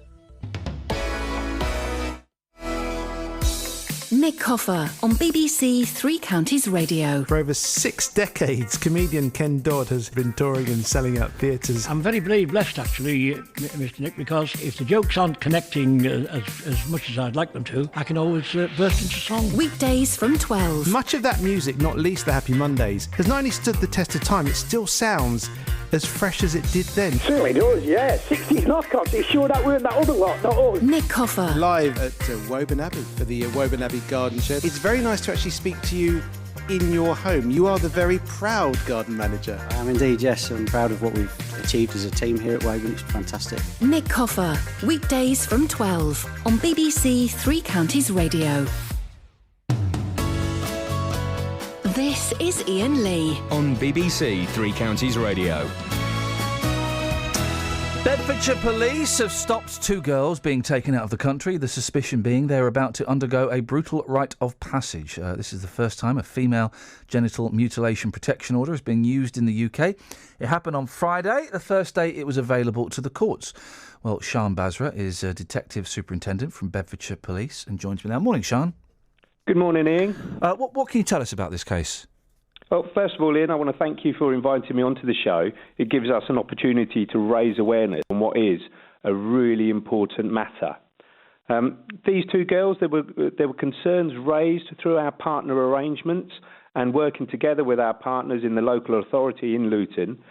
We approached a family court at Luton. It's only one of 23 courts in the country where you can apply for such an order. And using the legal team at the local authority, we were successful in getting an order, and now we are satisfied that these girls are safe. So what does the order mean? That their parents or their family can't take them out of the country? Ian, as you know, I'm going to be very governed in relation to what I say about the individual case. But yes, it does prevent those girls from being taken abroad. We had those concerns. There were genuine concerns that they may be subject to female genital mutilation. And this order gives us and partners the opportunity to make sure that the girls are safe. Of course, if I ask anything that you can't say, then I appreciate the delicacies of the delicateness. Oh, there's not a word there of this case. How in a situation like this, though, how would you stop a family if a family wanted to get their children out of the country? There would be ways around it, wouldn't there? But this is a legal order. It's been granted by HH Judge Gavin Arthur. It prohibits the girls from being taken abroad. There's other factors to it, and it basically the order it prepares the family and the girls in relation to anything that they may be planning to do in relation to female genital mutilation. And how long would an order like this last? Does it have a time limit? At the moment, we're still in the early stages of that process with the courts, and for obvious reasons, I'm not going to go into the details of when we're next at court, etc. Okay. How do the police find out about something like this? Again, not necessarily specifically this case, but are there ongoing investigations? Are there people that you are suspicious of? Or are you entirely down to friends and family kind of coming in and tipping the wink? Where we are, Ian, and you may well have seen the recent press in the Metropolitan Police and figures that have been suggested nationwide. Where we are here in Bedfordshire, and this is what's important to our communities, it's about raising awareness. And this is exactly what happened on Friday. There were concerns that were raised. They were fed through to the local authority and social services. We had a joint strategy meeting with social services. We did a little bit of investigation, as is the police's right in these circumstances, and that rose those concerns. And through that working with our local authority, legal team, we went and got this order to make sure these girls are safe. It's about raising awareness, and that's what I really want to push. Yeah. And you can get this order quickly, can you? I mean, how long does it take to get? The orders went live on Friday, as you've heard, on the 17th, and we got it that same afternoon at Luton. So Family it's a speedy process. You go in and it can be handed out quickly. Can we expect more orders and arrests? Do you think? Not necessarily with this case, but with other families. If it is an emergent problem, if people have concerns in schools or our partners or friends and family, then we will take the proportionate action to make sure girls who live in our county are safe. Good, brilliant. All right, Sean, keep up the good work. Thanks very much for letting us know about that. And let's hope the message gets out there. Thank you. Thank you very much indeed, Detective Superintendent Sian Basra from Bedfordshire Police. 03459 455 555.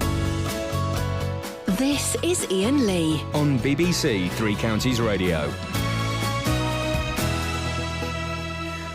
Any texters? Yeah. Hey!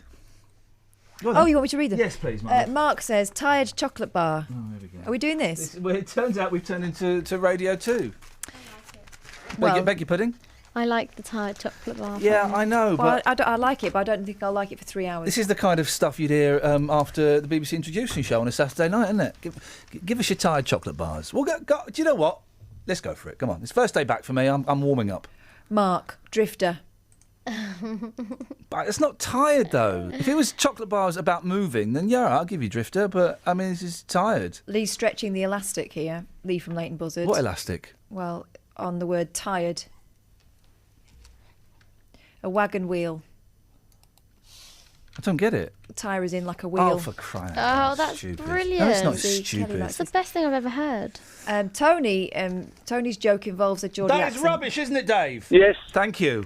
Tony says, tired or tiered chocolate bar, Bounty. You need to do this in a Geordie accent. I'm very tired. Why are you Bounty? A Geordie accent? Yeah, I mean, I don't really know what the joke is, and I don't really know what the spelling is. Tired chocolate bar. Time out from Andrew and Jimmy in D-Town. I think they mean Dunstable. Are you real? I think... Can I have a fan in here, please? It's getting hot again, isn't it? Do you want me to stand in there? Oh, for crying out loud. And I think you'll find, says Maffin Hanslope, that Bono, we're also talking about people who are now special. Yeah. Bono is not a king, he is a self-proclaimed saint, says Maff. Front page of the Daily Mirror. I don't see the problem with this story. £75,000 for kidneys on Facebook. Where do I sign up? I've got 2 kidneys, haven't I? Yeah. OK. Where do I sign up? You sell one. For £75,000, yeah. You sell both, wouldn't you? What? 75. You only need 1 kidney, yeah? Is that right? You only need one kidney. How many kidneys have you got, Kels? 2, I think. Let's have a look. Quah. What Nice you could kidneys. do is, you could sell one. Listen, you could get a nice little... Sorry, Catherine, yes. I'm thinking of like a scam. Yeah. Sell one, get Yeah. a transplant. Sell that one, get a transplant. Mate, I don't want to milk the kidney system. Can you milk a kidney? Probably. British patients desperate for kidney transplants are buying organs off of penniless donors on Facebook. Facebook. There's not a page on Facebook, WeBuyAnyKidney.com. Sellyourorgans.com. Criminals have cashed in on the illegal trade by setting up deals across the globe. One fixer in Sri Lanka. Oh. I know some people say Sri Lanka. I know people who say Sri Lanka. Idiots. Sri Lanka. Offered to organise a transplant there for £75,000. But some poverty-stricken donors... I don't know why I'm laughing. I do know why I'm laughing. I do know why I'm laughing, because I've worked out what the phone-in is. How much would you sell your kidney for? What's the lowest you take? What's your best price for cash on a kidney? 03459 455 555. Some poverty-stricken donors sell their organs for as little as £1,200. I wouldn't go that low. I reckon the best I could do for cash on a kidney, I'd go 10 grand. I'd go £8,500. What, all in? Yeah. £8,500.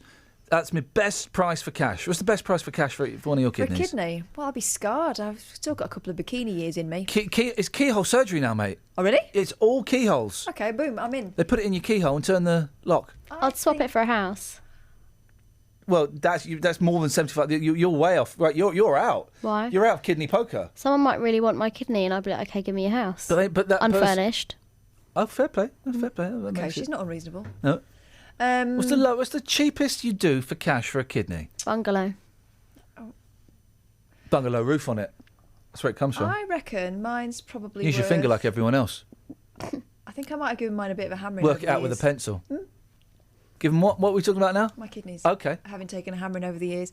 I think they're probably... That's probably about 20 grand's worth there. 50 quid and a bag of chips.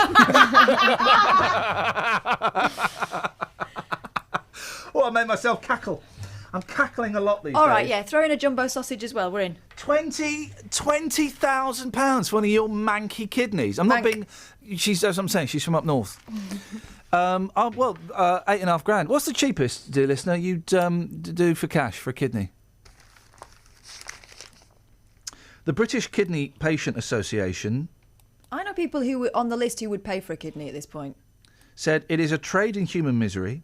The only people to gain are the brokers and the middlemen and the people that get the kidney. Let's be honest. Let's not, people are so desperate. I mean, there is a serious point to this. We're making slight light of the subject. But there are people who are desperate for a kidney. Who'd pay, I think. Who would pay? Who would pay top dollar? If I was desperate for a kidney, if one of my family was, I would pay. How much do you want? Right, I'll sort it out. But do you know that once you've had that, then you're on borrowed time anyway? You're going to need another transplant at some point. Because when I was a kid growing up, they always talked about kidney transplant as if it was a one-off thing. It's not. No, you can last for years now. No, because it's a second-hand. It's a spare part. You can last for like decades with a fake kidney. Yeah, or you could last 5 years and need a new one.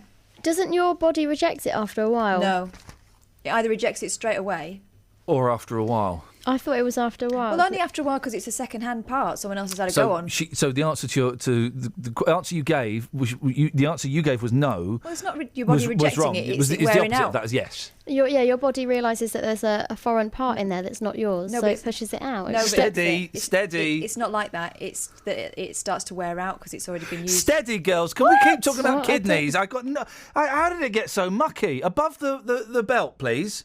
Are kidneys above the belt? About the They can be. Depends on your belt. I'm bailing out of that conversation. Travel news for beds, cards and bugs. BBC Three Counties Radio. Well, the M1 heading northbound is rather slow due to a broken down car just at junction 6A for the M25. And in Tring, getting reports of obstruction on the road on the A41 just around London Road. And queuing on the M25 anti-clockwise, heading between junction 21 for the M1 and junction 16 for the M40. I'm Nicola Richards with BBC Three Counties Radio. Thank you, Nicola. So what's your best price for cash? People who are nothing special. And if you fancy a game of rock, scissors and paper, you're more than welcome to. At BBC 3CR, you can watch Justin having his mind blown by one of the simplest games in the world. Local and vocal across beds, hearts and bucks. This is BBC Three Counties Radio.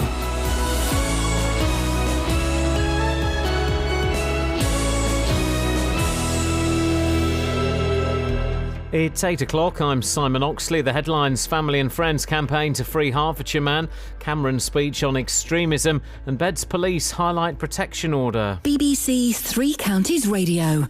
The family of a Hertfordshire man convicted of causing his son serious physical harm is protesting his innocence. 34-year-old Matthew Chalice from Bishop Stortford began a 3-year prison sentence early this month. Friends, including Samantha Freight, have started a petition against his conviction. It's not just Matt that's feeling this pain, it's his son, it's Ollie's mother, Danielle, their family, their friends, and the petition so far has proved that. It's over 1,100 people now that have signed, and I would say 90% of those are all people that know Matt. David Cameron will use a speech in Birmingham today to try to dissuade people from travelling to join Islamic State militants in Syria and Iraq. The Prime Minister's aides say it's the most significant speech he's ever given on the subject of extremism, but he will accept that many people born in this country don't identify with the UK. These young Muslims in Luton agree. I understand why people are angry, but I do think it's a bit extreme, beheading people and burning people alive. I don't think it's going to get to a stage where ISIS will actually come into this country, but at the same time they shouldn't be making new laws, because a lot of Muslims, a lot of Asians would kind of feel discriminated. The Muslim community feels isolated. They feel isolated and they feel the government's not in touch with the Muslim community as such. Police in Bedfordshire seized a large number of motorbikes and quad bikes and arrested a number of people in a major operation involving the police helicopter yesterday. The riders were seen driving dangerously in the Caxton Road area of Bedford just after midday. Officers tracked the riders, who made their way along the A6 and A421 towards Milton Keynes, as well as the A1 at Sandy. Fire crews in Hertfordshire have been tackling a blaze in a field in Ware overnight. 30 tonnes of hay and an area of stubble were alight in Fanhams Hall Road. Crews were called just after 7:30 last night, with the fire not dealt with until 3:30 this morning. The first protection order to prevent female genital mutilation has been secured by Bedfordshire Police. It prevents the travel of 2 young girls who police believe may be at risk of being taken to Africa for the procedure. Detective Inspector Sean Basra is from Beds Police. It does prevent those girls from being taken abroad. We had those concerns. There were genuine concerns that they may be subject to female genital mutilation, and this order gives us and partners the opportunity to make sure that the girls are safe. The M40 was closed in both directions in Buckinghamshire yesterday afternoon after a horse escaped from an overturned horse box. Firefighters caught the animal and rescued a second horse that was still stuck inside. It happened between junctions 2 and 3 just after 3 p.m.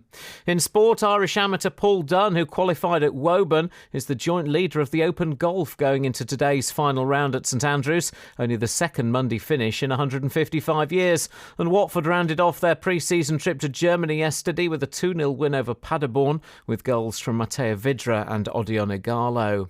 The weather cloudy with some patchy rain this morning, some sunny intervals this afternoon, feeling warm and humid, a maximum temperature 25 degrees Celsius. And you can get the latest news and sport online at bbc.co.uk/3 counties. What are you beefing on about? This is Iain Lee on BBC Three Counties Radio.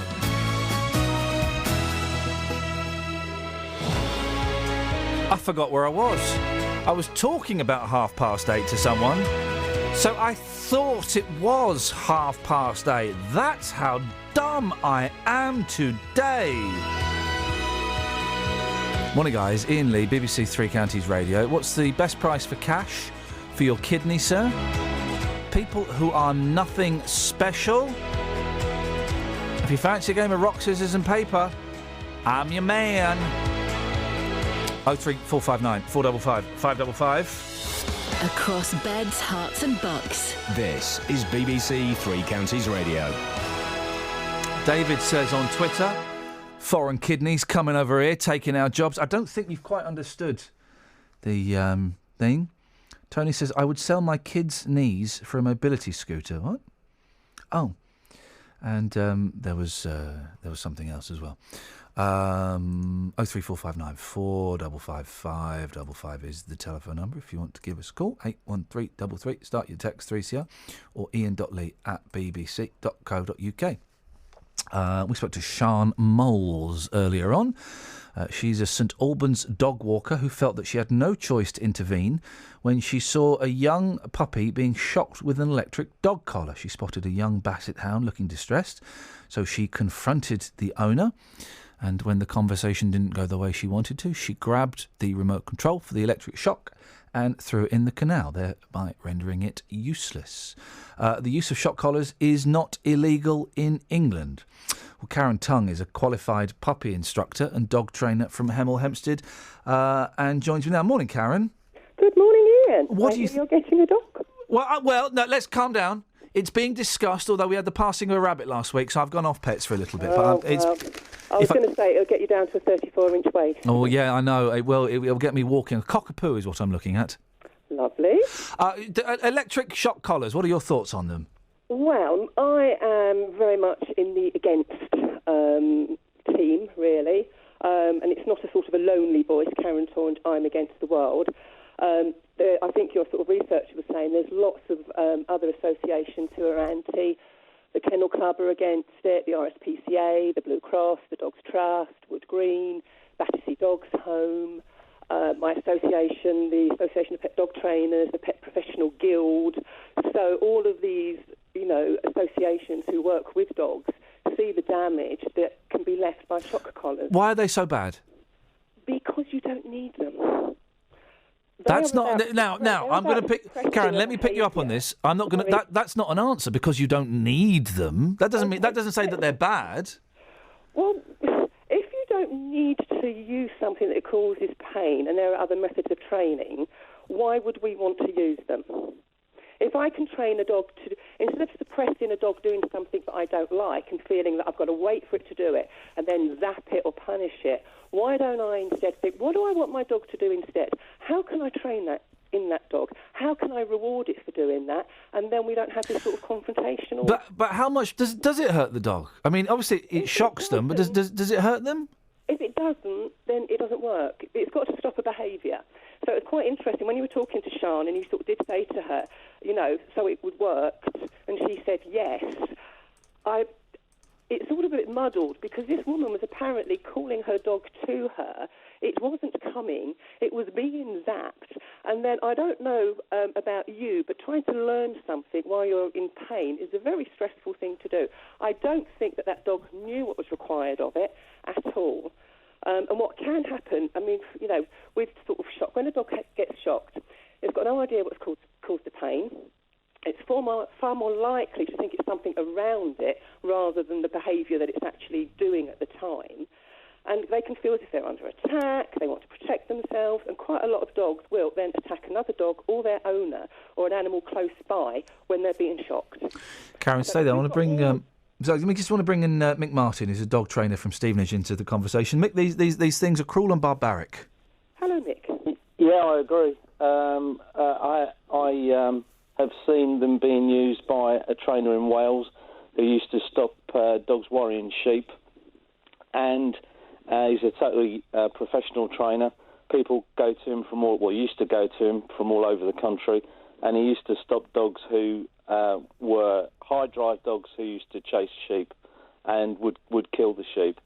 So in the hands of someone like that who knows what he's doing, who am I to say he's doing it wrong? But with a normal pet owner with a little puppy in the park is ridiculous. So why do people then use it, Mick? Well, because it's there, really. I mean, like the other lady said, this woman's put a collar on to try and train a recall. Well, you can do that with a piece of cheese. You could just train the dog to cut. It's a puppy anyway, and why would you use something like that on a puppy? This is the thing I can't get my head around, and I am considering getting a dog. I'm coming over to the dark side. But it's the light side. Don't say that to my poor cat. But Mick, why do people do it then? Do they see it as the quick and easy alternative? Is it the shortcut to training dogs? Is that how people perceive it? I think it is. I think people probably think if they have a remote control like they would for their television, they can remote control train their dog. Well, it's totally nothing like a television. Even the other trainer has just described how if you do a recall, and you zap the dog, it's going to think that the pain's come from somewhere else and maybe run away or attack another dog. And what you want is a positive experience. You want the dog to learn that when he comes back to you, it's a good thing, not that if it stays out there, it's going to get hurt. Karen, where are people getting this idea from then? Are they seeing it on like Amazon or something and going, "Oh, that looks easy," or are there unscrupulous dog trainers that are promoting this as the way forward? I think it's possibly a bit of both. I think if you go into any dog park, you have lots of dog owners who are all experienced dog owners and give out advice from what they've seen on the telly, or try this or try that. And, I would imagine, and I really hope that lady does love her dog. You would hope that. She's obviously having challenges, and she's trying to do it. She has got this information from, I don't know, I'm pretty upset if it is a trainer, but we are an unregulated industry, so, anybody can really set themselves up as a dog trainer. But, I would, and I did say in the Hearts ad that I would give her free lessons. I will welcome her. I'm not going to judge her on what she's done beforehand. I run recall workshops, and she will have a blast. She will have fun, and so will her puppy, and she will get a really good, reliable recall. Mick, so have you ever... out there? Well, we'll see. Mick, have you ever tried one of these collars on yourself? Yes, I have. Yeah. What does it feel like? How big's the shock? As part of the instructor training, what we do is we have a large amount of equipment that we bring in. We train all the trainers to have a look at all the equipment so that they understand what this stuff is. So if a client turned up, say that lady turned up and she had an electric collar, we'd have to explain to them how there's easier ways. So to make that more dramatic and let everyone know what the score is, we try it on ourselves. So usually it's either 1 to 9 or 10, 20, 30 to 90. So it comes in 9 stages. 1 to 3, you can usually take it. It's a small tingling sort of sensation. Yeah. Once you get to 5, it's uncomfortable. 6 to 7, it's hurting. Anything 8 or 9. And it depends how close you are to the remote control. If you're standing right next to the remote, it's going to be a lot worse than it is if you're standing 100 yards away.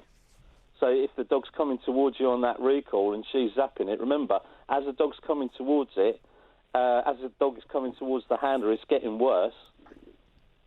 So she, clearly, there's no knowledge there as to how this thing even works. Mick, on a completely selfish tangent, cockapoo, is that the way forward for a lazy man with 2 kids? I think if I was Iain Lee, I would get a cockapoo. Yeah. Yeah. Now, hang on a minute. Now, I know we've got history. You're saying that with a you're saying that with a tone in your voice. What does he mean, Karen? I don't know. Iain, I was apparently described as the maddest man on television, and you were bonkers. Fair play. That was 10 years ago, and you were bonkers. Let you live it down, mate. So, cockapoo, please come up to the training ground. I'd love to see you handling the cockapoo. I bet you'd love to see me handling. Poo. Yeah, thank you. Well, I'm glad you went for that one. Karen, Mick, it's nice to talk to you both. Thank you very much indeed. Well, Mick's TV show, which I think was on BBC Three, Dog Borstal, he was bonkers in it. Come on. And I was on a TV show. It was about, I'm guessing, 10 years ago. About 10 years ago, and I was a bit rude about Mick on there. But he still comes on, so he's a good sport. Thank you, Mick. Thank you, Karen. So there we go. 2 of the leading dog trainers in the country, I'm going to say, saying that these electric shock collars are not a good idea. So why would anyone use them? Really? It's the same argument as giving your kids a slap, isn't it? I had a row on Sky yesterday with one of the hosts who said it was all right to hit your kids. I said, no, of course it's not. But they need to learn respect, yeah? Well, then they learn that through fear. No. Respect and fear, there can be a correlation, but there shouldn't be. I respect doctors. I don't fear them. And it's the same thing with dogs, isn't it? We shouldn't have to zap them to do that. It's a bit lazy. 03459 455 555 is the phone number. I don't know why I'm giving it out. No one's calling in. I can take the hint, guys. We might have to start phoning out for people. Travel news for beds, cards and bugs. BBC Three Counties Radio. Well, the A1M are looking quite slow moving at the moment, heading southbound between Junction 8 for Stevenage North and Junction 7 at Stevenage South. The M1's looking slow. It's due to a broken down car just at Junction 6A for the M25. And in Tring, the A41 northbound, we're getting reports of obstruction on the road just at London Road. And the M25 very heavy moving anti-clockwise between Junction 24 for Potters Bar and Junction 23 for the A1M. And queuing on the M40 heading out of town from the Denham roundabout to the Swakeleys roundabout. I'm Nicola Richards with BBC Three Counties Radio. I'm doing a radio show, Jonathan. I'm doing. I'm trying to. I'm doing a radio show. Are you? Yes. Oh, that's what it is. Just as Nicola's finishing the travel, get this right. Just as Nicola is finishing the travel, he leans over. Am I allowed to say what you were going to show me and why you were going to show it to me? Yeah, I'll show you it now while you're talking. He leans over to show me a picture of his dog. Right? Picture of his baby, isn't it? She's a year. Yeah, she's a year old today. Happy birthday. No.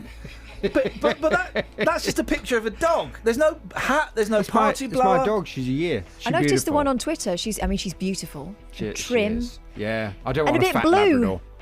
On Twitter, did you use some sort of filter? My little, right. Yeah, no, I gave her a Phyllis Pierce rinse. Oh, guys, nice. With the for birthday. Oh, Phyllis. That still makes my gran laugh. Guys, can I, with a great respect, if you want to have that conversation... Yeah, but in many ways, this was part of the headlines. You're right. You're absolutely right. Shall I continue? Yeah, go. Thanks very much. Okay, right, here we go. 8:16, and these are your headlines on BBC Three Counties Radio. Jonathan Vernon Smith's dog is one today. You tell my microphone. Saturday morning from 6. David Prever. Are you surprised to hear of people still leaving their dogs in cars in hot weather? No, I'm not really. I think they're uneducated. What did you do?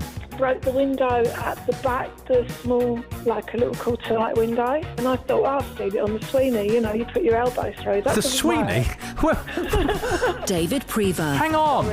Kristen, you've got to calm down. I'd have plenty of water with me and my sun hat on and everything. It's Prince Philip, who was a little bit agitated in the heat yesterday. Drop the RAF word, I think, is the phrase. If your weekend diary is looking empty and you're thinking, what shall I do? Let me fill it up for you. David Prever. Every Saturday morning from 6 on BBC Three Counties Radio.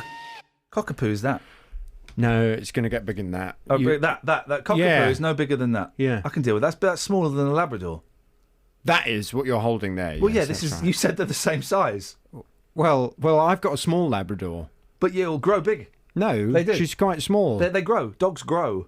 She's a working Labrador. I wouldn't suggest you get one of those. Oh, really? She works. What? She'd like to work. She yes. turns tricks for cash. She'd like to be. She'd like Just to be call on this dog a prostitute. I know, isn't that awful? She'd like to be on the conveyor belt at Heathrow Airport, sniffing cocaine. Oh, wouldn't we all? If she had the chance. Wouldn't we all? Really, it's so Moorish. Yeah. So it's her birthday today. Yes. Is she listening? She will be listening, yeah. She has you on every morning, yeah. Then we can't mention any potential presents that she may be getting that Daddy may have got her later on. No, I'm thinking about getting a cockapoo because I want something small that was friendly with the kids. But then you told me that they're mad dogs. Yeah. They are quite mad. In what way? I mean, they're the kind of dogs that, sorry to offend anyone that's got... They're the kind of dogs that slightly bonkers people get. Well, you just said that Tara, the producer of Roberto's Tara, show, has got one. Tara Gungerful has a cockapoo, yeah. I see your point. Yeah. Now, I've done a lot of research into this. Yeah. In as much as I typed in cockapoo and went to Google Images. Mm-hmm. And from the pictures, it looks like it's the ideal dog for me. Yeah, well, that's the best way to really tell. Just Beautiful. look at pictures of the Okay. dog. Nice one. Are you sure you thought this one through? They're Yeah. quite a lot of work. That'd be fun. Right. You can give them medicine to make them sleep. Yeah. Shock them with the collar to make sure. Will you bring it in every morning? Will you have a bed in the studio? No, because I don't believe in bringing dogs to work. Only weirdos do it, and only weirdos suggest it. Well, yours isn't out there, is it?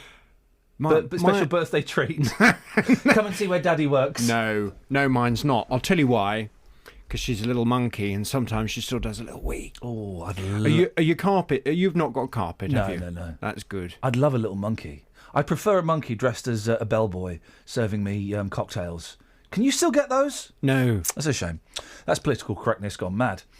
What's on your show? You had a good holiday, didn't you? It's done you good, I can see. Oh, it's done me a lot of good, yeah. Got some colour in your cheeks. You've been Thank sitting you. in the garden, haven't you? I've gone up a waist size. I've bought these. Oh. These are 36. I had to buy some bigger jeans. 30, and I've gone up in pant size. In pants? No, Don't wink at me like that. Because of the wastage. the waist. The waist. There was a lot. I've gone up in waist size. You've got a fat bottom. Thank you. It's the kindest thing you've ever said. What are you doing a show this morning? I thought I might. Do you know what you're going to talk about? Do you want to finish at 9? I'll take over. Yeah, go on. Okay. Yeah, let's do that. This morning we're talking about, it's a story that kind of was around very much on Saturday, and it's still all over the front page of the papers today. The Sun published footage recorded in 1933 showing the Queen as a child of about 6 performing a Nazi salute at Balmoral. Yeah. The Queen Mother and the then Prince of Wales, who became Edward VIII, were also shown making the same gesture. Buckingham Palace says it's disappointed that a film, apparently from the Queen's personal family archive, had been obtained and exploited. Well, The Sun has defended its decision to publish the photographs, saying it was an important document of social history.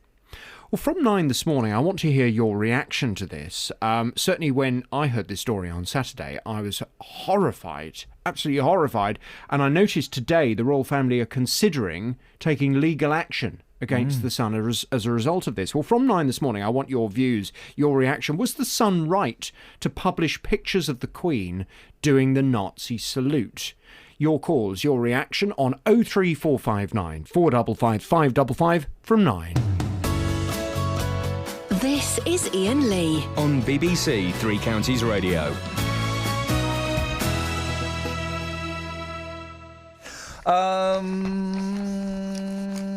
Is that message for me on the screen? Yeah. Well, what am I supposed to... thank you. John's in Datchworth. Morning, John. John? Are you sure that message is for me? Yes, it was. Where's John gone? John? Hang on a second. John? Put your fader down a second. Oh, for crying out loud. Okay. He's gone, mate. Right, let's phone him back. Hang on a second. I can fill the time. Oonga, oonga, oonga, shanga, oonga, oonga, oonga.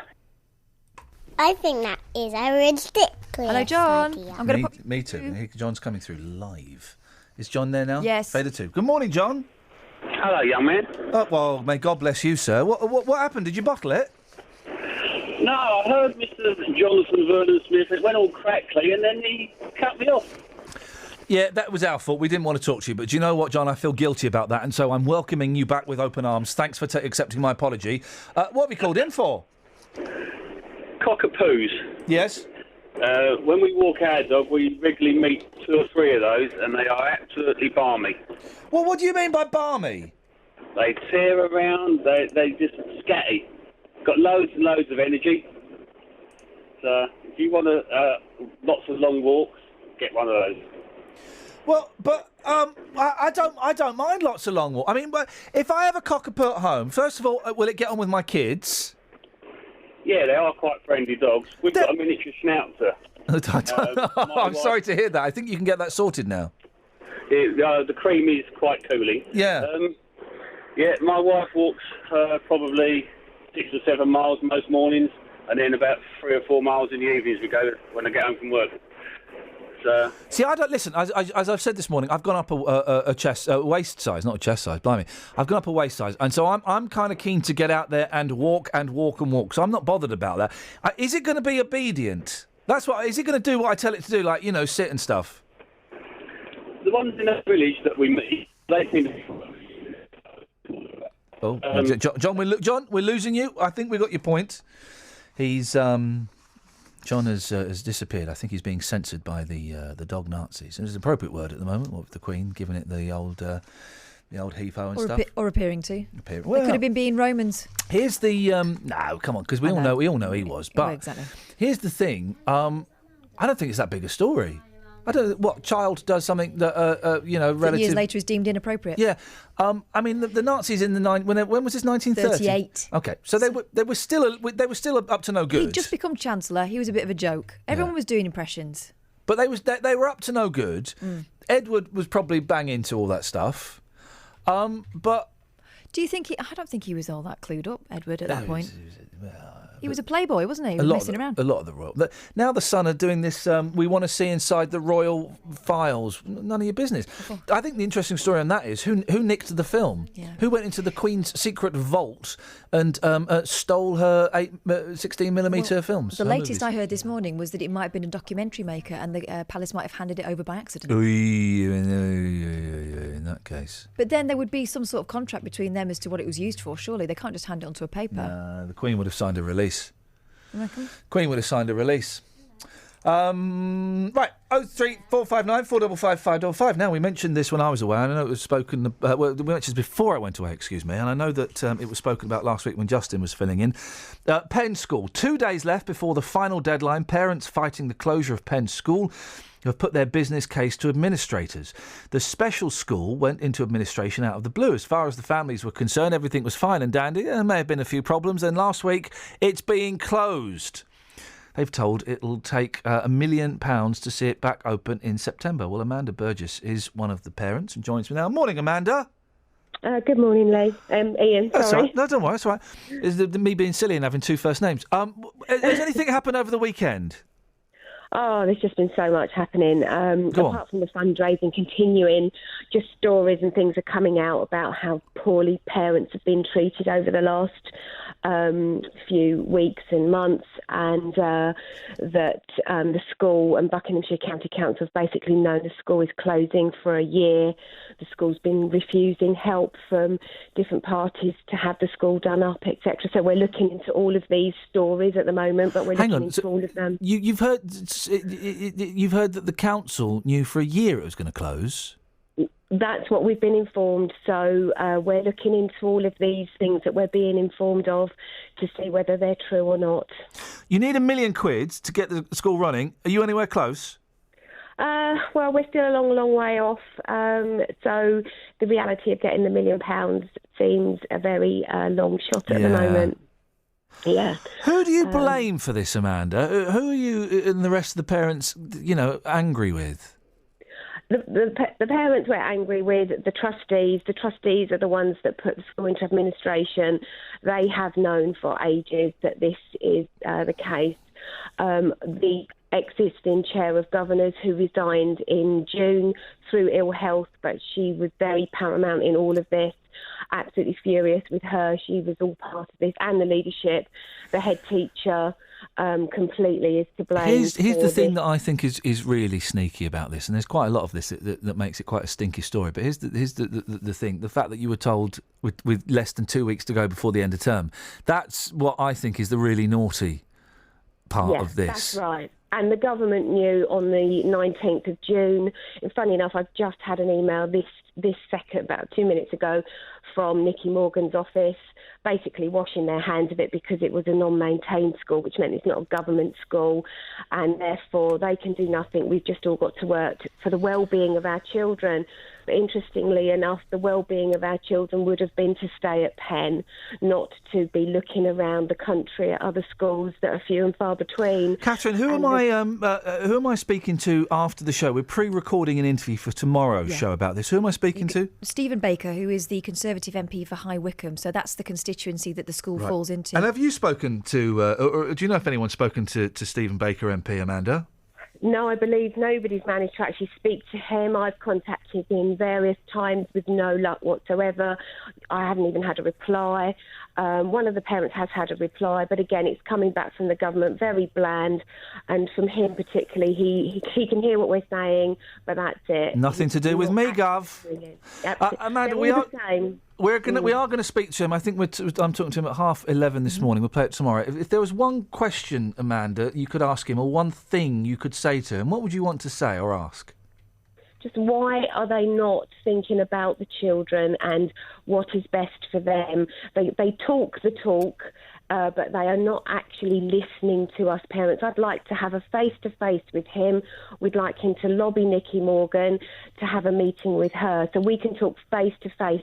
They keep saying it's not their problem because it was a business, it's a private school, but the majority of those children, I think bar 2 or 3, were funded through the government. I don't pay for my son to go there, the government does, so therefore the government has a responsibility.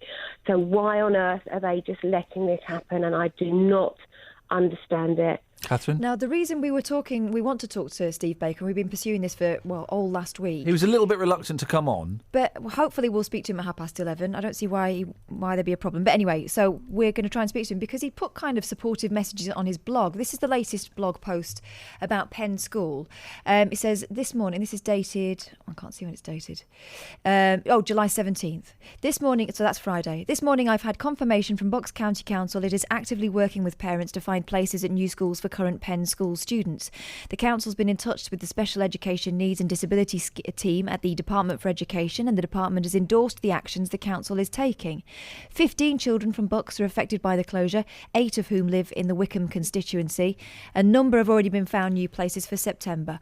I will be monitoring the situation to ensure suitable places are found for everyone and to offer the council whatever help I can. Which is all well and good, but actually a lot of those schools that have been offered to the children are not appropriate places. So the council has done their element, as in they have managed to find a place for a child, but it is not necessarily the place the parent sees as being appropriate for their child and will fully meet that child's educational needs. And these kids, they have got varying degrees of they're autistic children, there are deaf kids, is that right? Yeah. These kids need a lot of help, basically, don't they? They're very complex needs children. They do not easily fit into one box and tick the box to go to an autistic school or a deaf school. They're very complex needs children, and that was what Penn specialised in and what they were expert in. And that has now been lost for all the future children with those communication needs and difficult needs as well. Not just the children that are losing their places now, it's all those future children that will come up and they will not have anywhere to go to school that will meet their needs fully. Amanda, I'm going to speak to this MP at 11:30, fingers crossed. I know he wasn't particularly keen. He didn't like the tone of some of our tweets and bits and pieces, quite sure what that's got to do with anything. There's no tone in them. But we're going to speak to him later on. I tell you what, why don't we get you on tomorrow? You can listen to the interview and then you can have your say afterwards. How about that? Okay, that's lovely. Would you be up for that? I would, yeah. I just want to say we are still fighting. We're meeting again tonight, another parents' meeting tonight. We're hoping to meet with the trustees, with Deloitte, we're still fighting. I've also emailed all of the people that I blame personally for causing this for an apology, including Steve Baker in that email. And hang on a second. Catherine, why have we had no one from the school come on? I've been away for a week, so I've kind of missed it. We've approached the trustees. The trustees have told us that the administrators have forbidden them from speaking. The administrators have told us that they've done nothing. Yeah, of course they haven't. Give me let me phone someone after the show. Let me phone someone. Get the numbers. There was also an episode last week where you went for a meeting at the school and were refused entry, weren't you? Yeah, that was last Monday. We all turned up and I'd had an email from Deloitte at 3:00 to say yes, it's definitely on. And I said, great, I'm leaving now. It takes me 2 hours to get there from where I am. And at 4:45 when I arrived, I'd had an email partway through my journey to say it's all cancelled. The doors were locked. But luckily there were some teachers around, and they managed to go indoors, find Deloitte, and they came down and then agreed we could come in. Amanda, listen, I have to go because I'm late for the travel and stuff. Let's talk tomorrow. I'll make some phone calls, see if we can get anyone to come on the show from the school. Bit cowardly not to, really, guys. A little bit cowardly not to come on and address the issues of these parents, really. And we'll speak to that MP and we'll see where that gets us. Right, we're a bit late. BBC Three Counties Radio. Let's get the travel. Travel news for beds, cards and bugs. BBC Three Counties Radio. Well, it's slow moving on the M1, heading southbound between junction 12 for Flitwick and junction 9 for Redbourne. Also seeing delays on the M1 at junction 6A for the M25. It's all due to a broken down car there. And queuing on the M25 anti-clockwise between junction 21 for the M1 and junction 16 for the M40. And also the A1 is queuing heading between Holiday Inn and Stirling Corner. No problems to report on the trains. I'm Nicola Richards with BBC Three Counties Radio. Thank you very much indeed. Let's get the news with Mr. Simon Oxley. Across beds, hearts and bugs. This is BBC Three Counties Radio.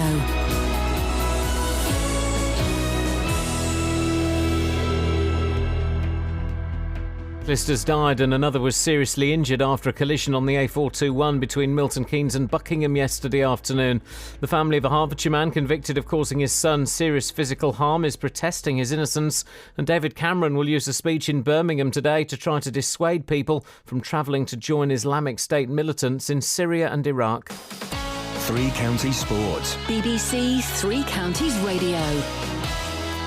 Irish amateur Paul Dunne is the joint leader of the Open Golf going into today's final round at St Andrews, only the second Monday finish in 155 years. Dunne, who qualified at Woburn, is joined on 12 under by former winner Louis Oosthuizen and Australia's Jason Day, with Jordan Spieth, who's trying to win a third major in a row, just a shot behind. In my mind right now, it's about just trying to win this golf tournament. We were able to close a tournament last week when I was in a pretty similar position to this, and I've got another really good chance, and so I can really draw back on not only the U.S. Open and the Masters in major championship contention, but also on these tournaments that we've been playing in between and been able to close the deal. So, it can happen again.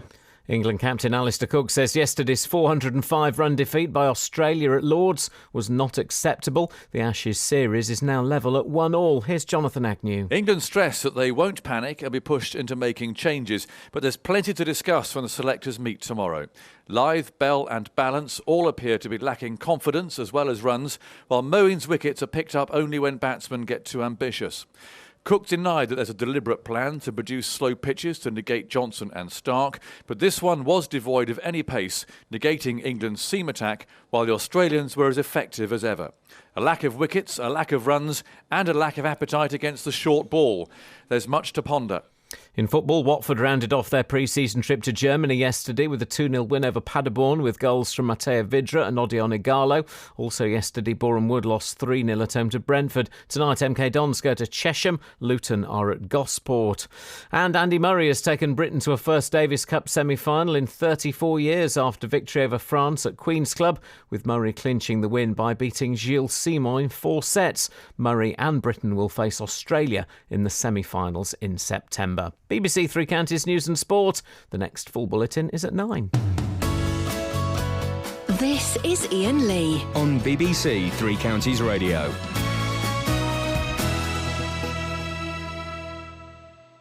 Morning.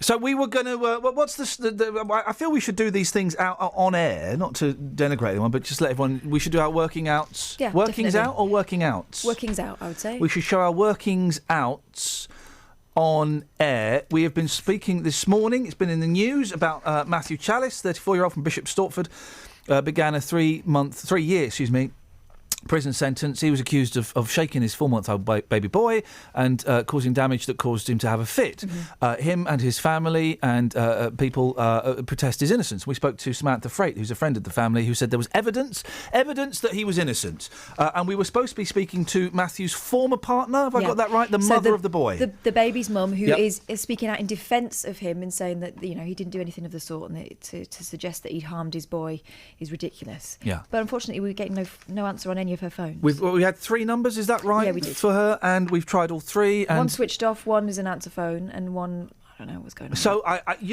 make of that what you will. I'm not drawing any conclusions from that. It may be a technical error. But 3 phones, technical error on 3 phones seems unlikely. Shall I try again? Yeah, please do, Kelly. I'll turn your microphone off. Please do. What I make up from that is that I kind of asked Samantha some slightly tricky questions. I don't think it was particularly aggressive with the interview with Samantha. I asked some slightly tricky questions as to how a court and a jury could find someone innocent, but yet they could find someone guilty. Excuse me.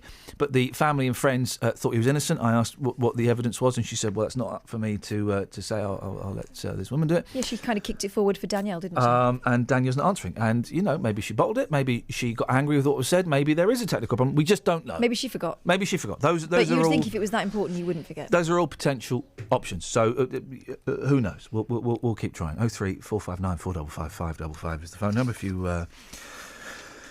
want to give us a call. So it turns out it's true, Catherine. What's true? What I've been saying this whole time. What do you do if a shark attacks? You stick your finger up its... No, that's if a dog bites. Oh, right. And the block of wood is if a crocodile attacks you, you punch it. Mm. And there's a fella who punched a shark and he survived it. Jaws breaker, like it, boom. Top surfer punches shark to escape attack. A surfing champ has an amazing brush with a monster shark, and escapes by punching it. Tough Aussie. They're all tough, the Aussies. They all sound tough. I'm flaming tough, Justin. Give me another tinny, otherwise I'm going to punch you in the balls. Like the accent. Thank you. So this is Australian. Mm. Tough Aussie Mick Fanning. Pardon? Belted the Jaws brute, mean shark, after it closed in on him in the final of a tournament. And after his narrow escape, he clamped his hand to his head in relief. Clamped his hand? Saying, "I'm happy to never compete again." The shark grabbed the leg rope attaching Mick to the board and began to drag him down under, as he paddled out to sea in South Africa. Describing the scare, the 3-times world champ said, "I saw fins and was waiting for the teeth. I punched it a couple of times and the rope broke. I can't believe it, mate." So, tough times in Wallabaloo Bay. He was on TV last night talking about this, and obviously he punched the shark, which was the right thing to do, but afterwards it kind of calmed down, the adrenaline had left his body, and he was on TV just crying, and I thought, wow, there is a man who has quite literally almost been eaten by a shark. He survived, and to see him on TV crying, I felt emotional last night watching him, I have to say. You are a very, very emotional person, it has to be said. Justin, something's just popped up. Can I come back to you after the news? Whenever you want, boss. Thank you very much indeed. Thank you very much indeed. And I just can't quite see the script that I'm supposed to be seeing. Where would I find that script? Where have you put it? Oh, there it is. Thank you very much indeed. Okay, we were talking about Matthew Chalice and how we were trying to get hold of Danielle, and we've got hold of Danielle. Danielle is on line 2. Morning, Danielle. Morning. So let's just recap this story. It's Matthew Chalice, 34, from Bishop Stortford.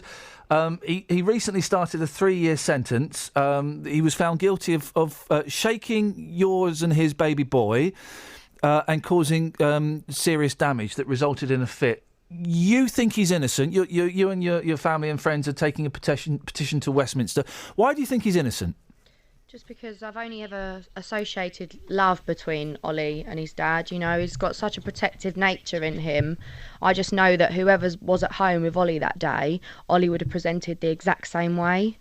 More medical evidence has come to light, which I can't discuss because of, obviously, I don't want to jeopardise the appeal. But I don't think you telling us the evidence would jeopardise the appeal, would it? Oh, it absolutely would. Believe you me. Why is that? Because if you disclose new evidence before it goes through the appeal, a member of the jury could be listening and they could be swayed. So I've been advised I mustn't speak about any new evidence. Okay. But why wasn't this evidence presented in the initial court case? Unfortunately, we sort of ran out of time. I mean, we found the new evidence. We needed to get new medical experts to come to court to obviously disclose it. But it was going to take between sort of 8 to 12 weeks to get those new medical experts in. And the judge said, we've spent too much time on the case. You know, it's in for this date and this is when it's going to happen. Right, okay. So, unfortunately, you know, it had gone on for 2 years, 3 months as it was. What? Don't go into the specifics, but what's the nature of the evidence? It's an underlying medical condition. That's all I'm going to say in regards to it, because I really don't want to be pushed for anything more than that. Okay. Before you had that evidence, did you think he was innocent? I did, yeah. Tell me why. Just because I know him as a person, you know, Well, I know a lot of people are going to sit there and say, you know, people do things, you know, they might lose their temper, etc. But like I said, from the minute that our little boy was born, I've only ever associated love between them. He adores that little boy, and my little boy adores him. He just wouldn't have done what he has been convicted of. People do say that every time that someone does something, though, I can imagine that, but what you've got to take into consideration, Ollie is my son and he means the absolute world to me. No man would ever come in front of Ollie. If I thought that Matthew was guilty, I wouldn't be here protesting his innocence. I would want to see him locked up for a long time, and I certainly wouldn't let him around my son. All this talk about Matthew being a nice guy and stuff, and he may be, and I don't know. I don't know the story. But he has been to prison in the past, hasn't he? Yeah, for something which completely, it was a drug conviction, which is something that's nothing to do with, you know, child abuse. People can't tie everyone with the same brush on their past, you know. People do change. No, of course they do. But he isn't the angel that perhaps, you know, the image that's being presented to us this morning. He has got a past. Everybody's got a past. I don't think you can call anybody an angel at the end of the day, and you can't. Not everyone's got a past that involves going to prison, though, have they? No, that's right. But there are obviously a lot of people that do go to prison, you know, that make mistakes. This was sort of 8 years ago. He made a mistake. He turned his life around. He's now been convicted of something to do with a child, which is completely different of being convicted to something to do with drugs. You know, like I said, it was a mistake what he did in the past. When's the appeal? What's the process now, Danielle? How does it work? Well, I'm actually off to meet a solicitor tomorrow morning to talk about the appeal. Yeah. And then hopefully I will have a timeline of how long things are going to take before it goes back to court. And are you confident, Danielle, that you can overturn this decision that was made by a jury? I am confident, yeah, only because of the new medical evidence that has come to light, you know. Yeah.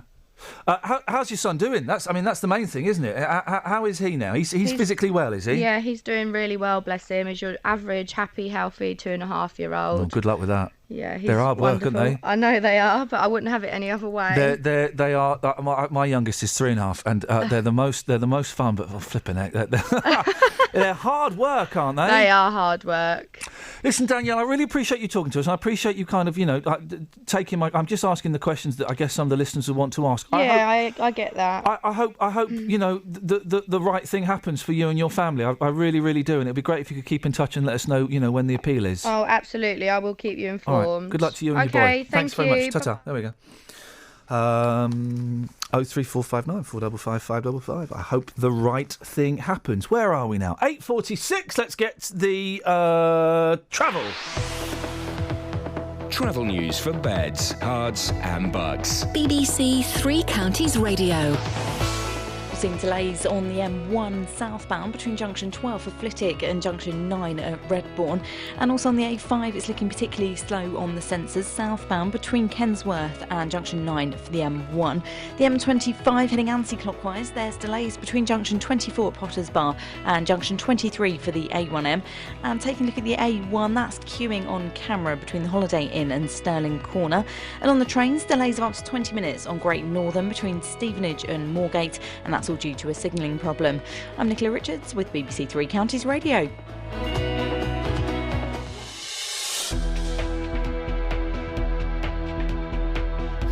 Thank you, Nicola. Where are we? 8:47, BBC Three Counties Radio. I'm Iain Lee. These are your headlines. The family of a Hertfordshire man convicted of causing his son serious physical harm is protesting his innocence. A motorcyclist has died and another was seriously injured after a collision on the A421 between Milton Keynes and Buckingham yesterday afternoon. Oh, and David Cameron's going to do something. Let's get the weather. Beds, Herts and Bucks weather. BBC Three Counties Radio. Good morning. It's a rather cloudy and gloomy start to the new week. There's a lot of lower cloud. There's some light rain and some drizzle, some heavy bursts mixed in there as well. And it is feeling quite warm. The humidity gradually starts to creep up today, so it is going to be quite sticky by the end of it. Could even see maybe a sunny spell probably towards this evening. Now, if we do, it's likely to spark off maybe 1 or 2 showers as we head into the evening. Maximum temperature warm at 25 Celsius, quite sticky. Now, overnight, if you do have the showers, they will disappear eastwards and take the cloud with it. Bit of a breeze developing overnight, but the air behind this cloud and rain, once it moves out, it's going to be clearer and a bit fresher. Minimum temperature overnight, 12 Celsius, 54 degrees in Fahrenheit. Tomorrow it's a dry and sunny start, but the cloud could increase through the day. Still feeling warm though, brisk breeze and a maximum temperature of 23 Celsius. That's your forecast. Got an amazing email. Hang on. But I'm just replying to an email. You're not doing it hastily and angrily, are you? Yes, I am. Oh. I've taken out one word. Right. Who's this? The Paul in Stevenage. Right? Talking about the shock collars. Okay. Right. Did you really just ask somebody if a shock hurts? A shock? I wonder. Does a shock hurt? Maybe you should try shocking yourself and see. What? I don't get it. Is he saying that shocks don't hurt because they're just shocks, or it's obvious that shock hurts? Because, here's my reply, the censored version. I took some words out. I don't get your point. Shocks can hurt. You know that, right? That's obvious, isn't it? Will be better if you call, but you won't. And he won't. Oh, I'm busy, I'm at work. Oh, yeah, whatever, you're a bottler. I don't get the point. Catherine, can shocks hurt? Yeah, or they can just give you a jolt. Yeah, they can be both, can't So they? You can be lasting like, damage, I guess. yeah. You shocked me this morning. It didn't hurt, but it did That was a shock upset me. That was a shock that didn't hurt, but it upset you. Yeah. Perfect. Okay. Can we get a shock collar to put it around Kelly and see if that hurts her? I don't get your point, Paul. You're having a pop. I think Paul just wanted to feel clever and superior for a moment. You've not, Paul. You've made yourself look silly. Give us a call if you want to make yourself look even sillier. 03459 455 555. You won't. Justin Daly's gonna help me. I make the girl mine, keep her stood in line.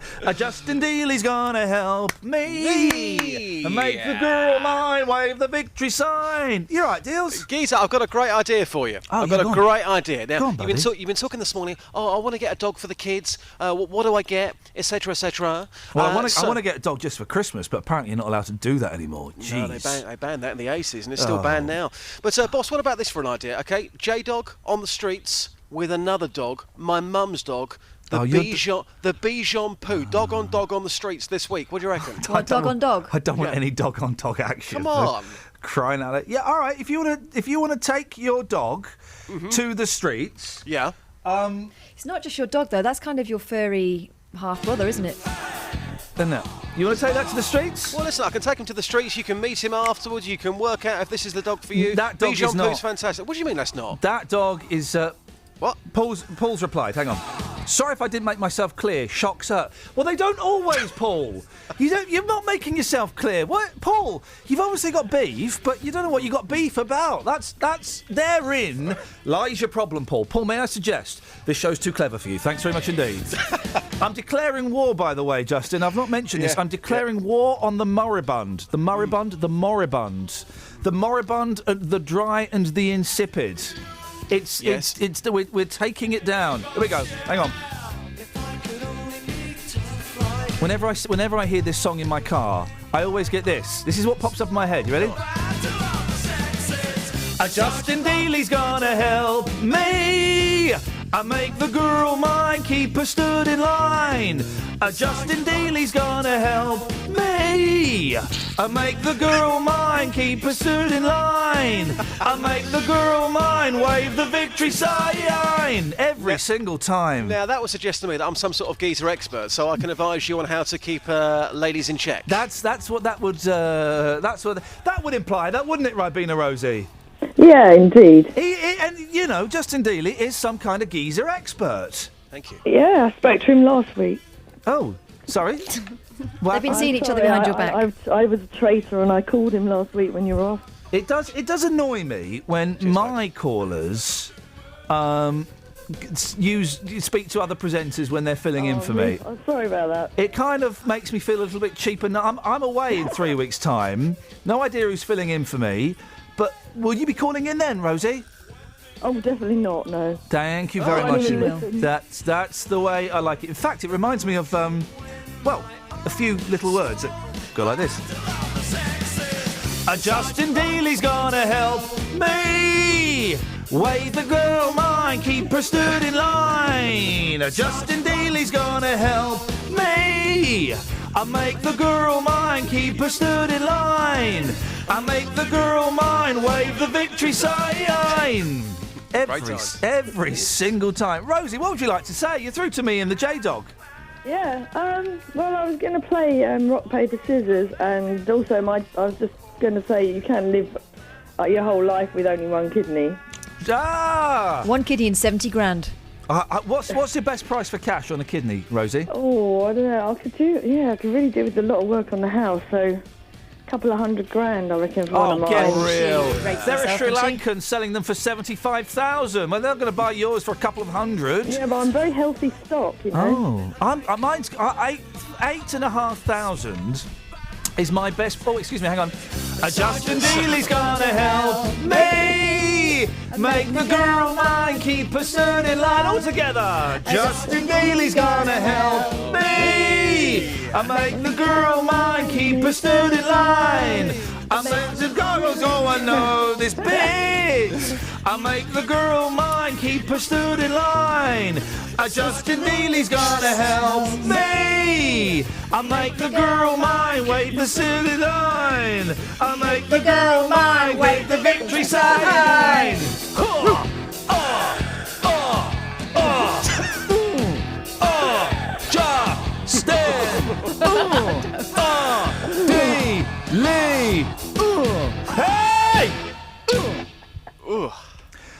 Okay, you go. Okay, ready, steady, go, Rosie. 1, 2, 3. What you got? Scissors. I got rock, a smash, and scissors. Best of 3. Is that right, Catherine? Yeah. Okay. 1, 2, 3. What you got?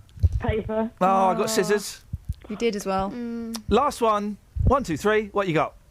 Rock. Oh, I got paper. That's embarrassing, Rosie. I'm really sorry to hear that. Justin. Geezer. Dog collars. Yes, yes. The game police in the background. It's like we're going to play that all week, by the way, guys. You wait till we start playing Connect 4 on the air. And we really are. Now, Justin, dog collars. Yes. There was the story, the lady saw someone using a shock collar on a dog.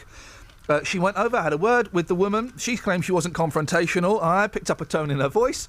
She grabbed the remote control and threw it in the river. Luckily for the dog, as one tweeter pointed out, it didn't set the collar onto stun continually. Oh, can you imagine? The water could have shorted the circuits going like that. You'd have to chuck the dog in, and then it would get an electric shock because of the water thing.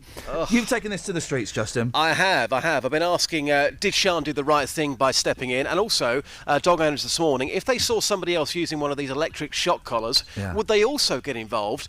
Some interesting views on the streets. Here's what people had to say. Hang on a minute, that one. So we're asking this morning what Sian did. Was that the right thing to do?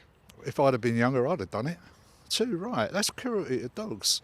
You know, dogs are that's man's best friend. They're the closest thing to you. And to do that, you wouldn't shock your grandmother, would you? And let's put a collar on her and shock her up a bit. Then again, you can't compare a grandmother to a dog, can you? I can. Vera, you're out with your dog this morning. We're asking whether Sian was right to do what she did. If you saw somebody with a dog and they were using a shock collar, would you say something? Yes, I would. I'd really have a go at them. Why would you do that? Because they shouldn't do that. They shouldn't. That's cruel, isn't it, to the dogs? It's not illegal. No. It is in Wales, but not here. No, I don't agree with that at all.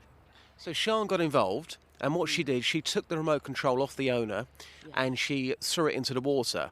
Good. Did she do the right thing? Yes, I would have done the same thing if it was by water.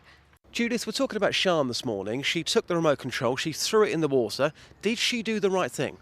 Well, according to me, yes. Why? Because of the dog. You don't shock dogs.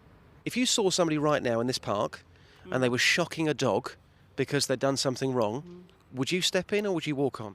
I would say something. Yeah, I wouldn't let it go. I can't. I love animals. So you would be prepared to have a confrontation Yes, over these shock collars? I would.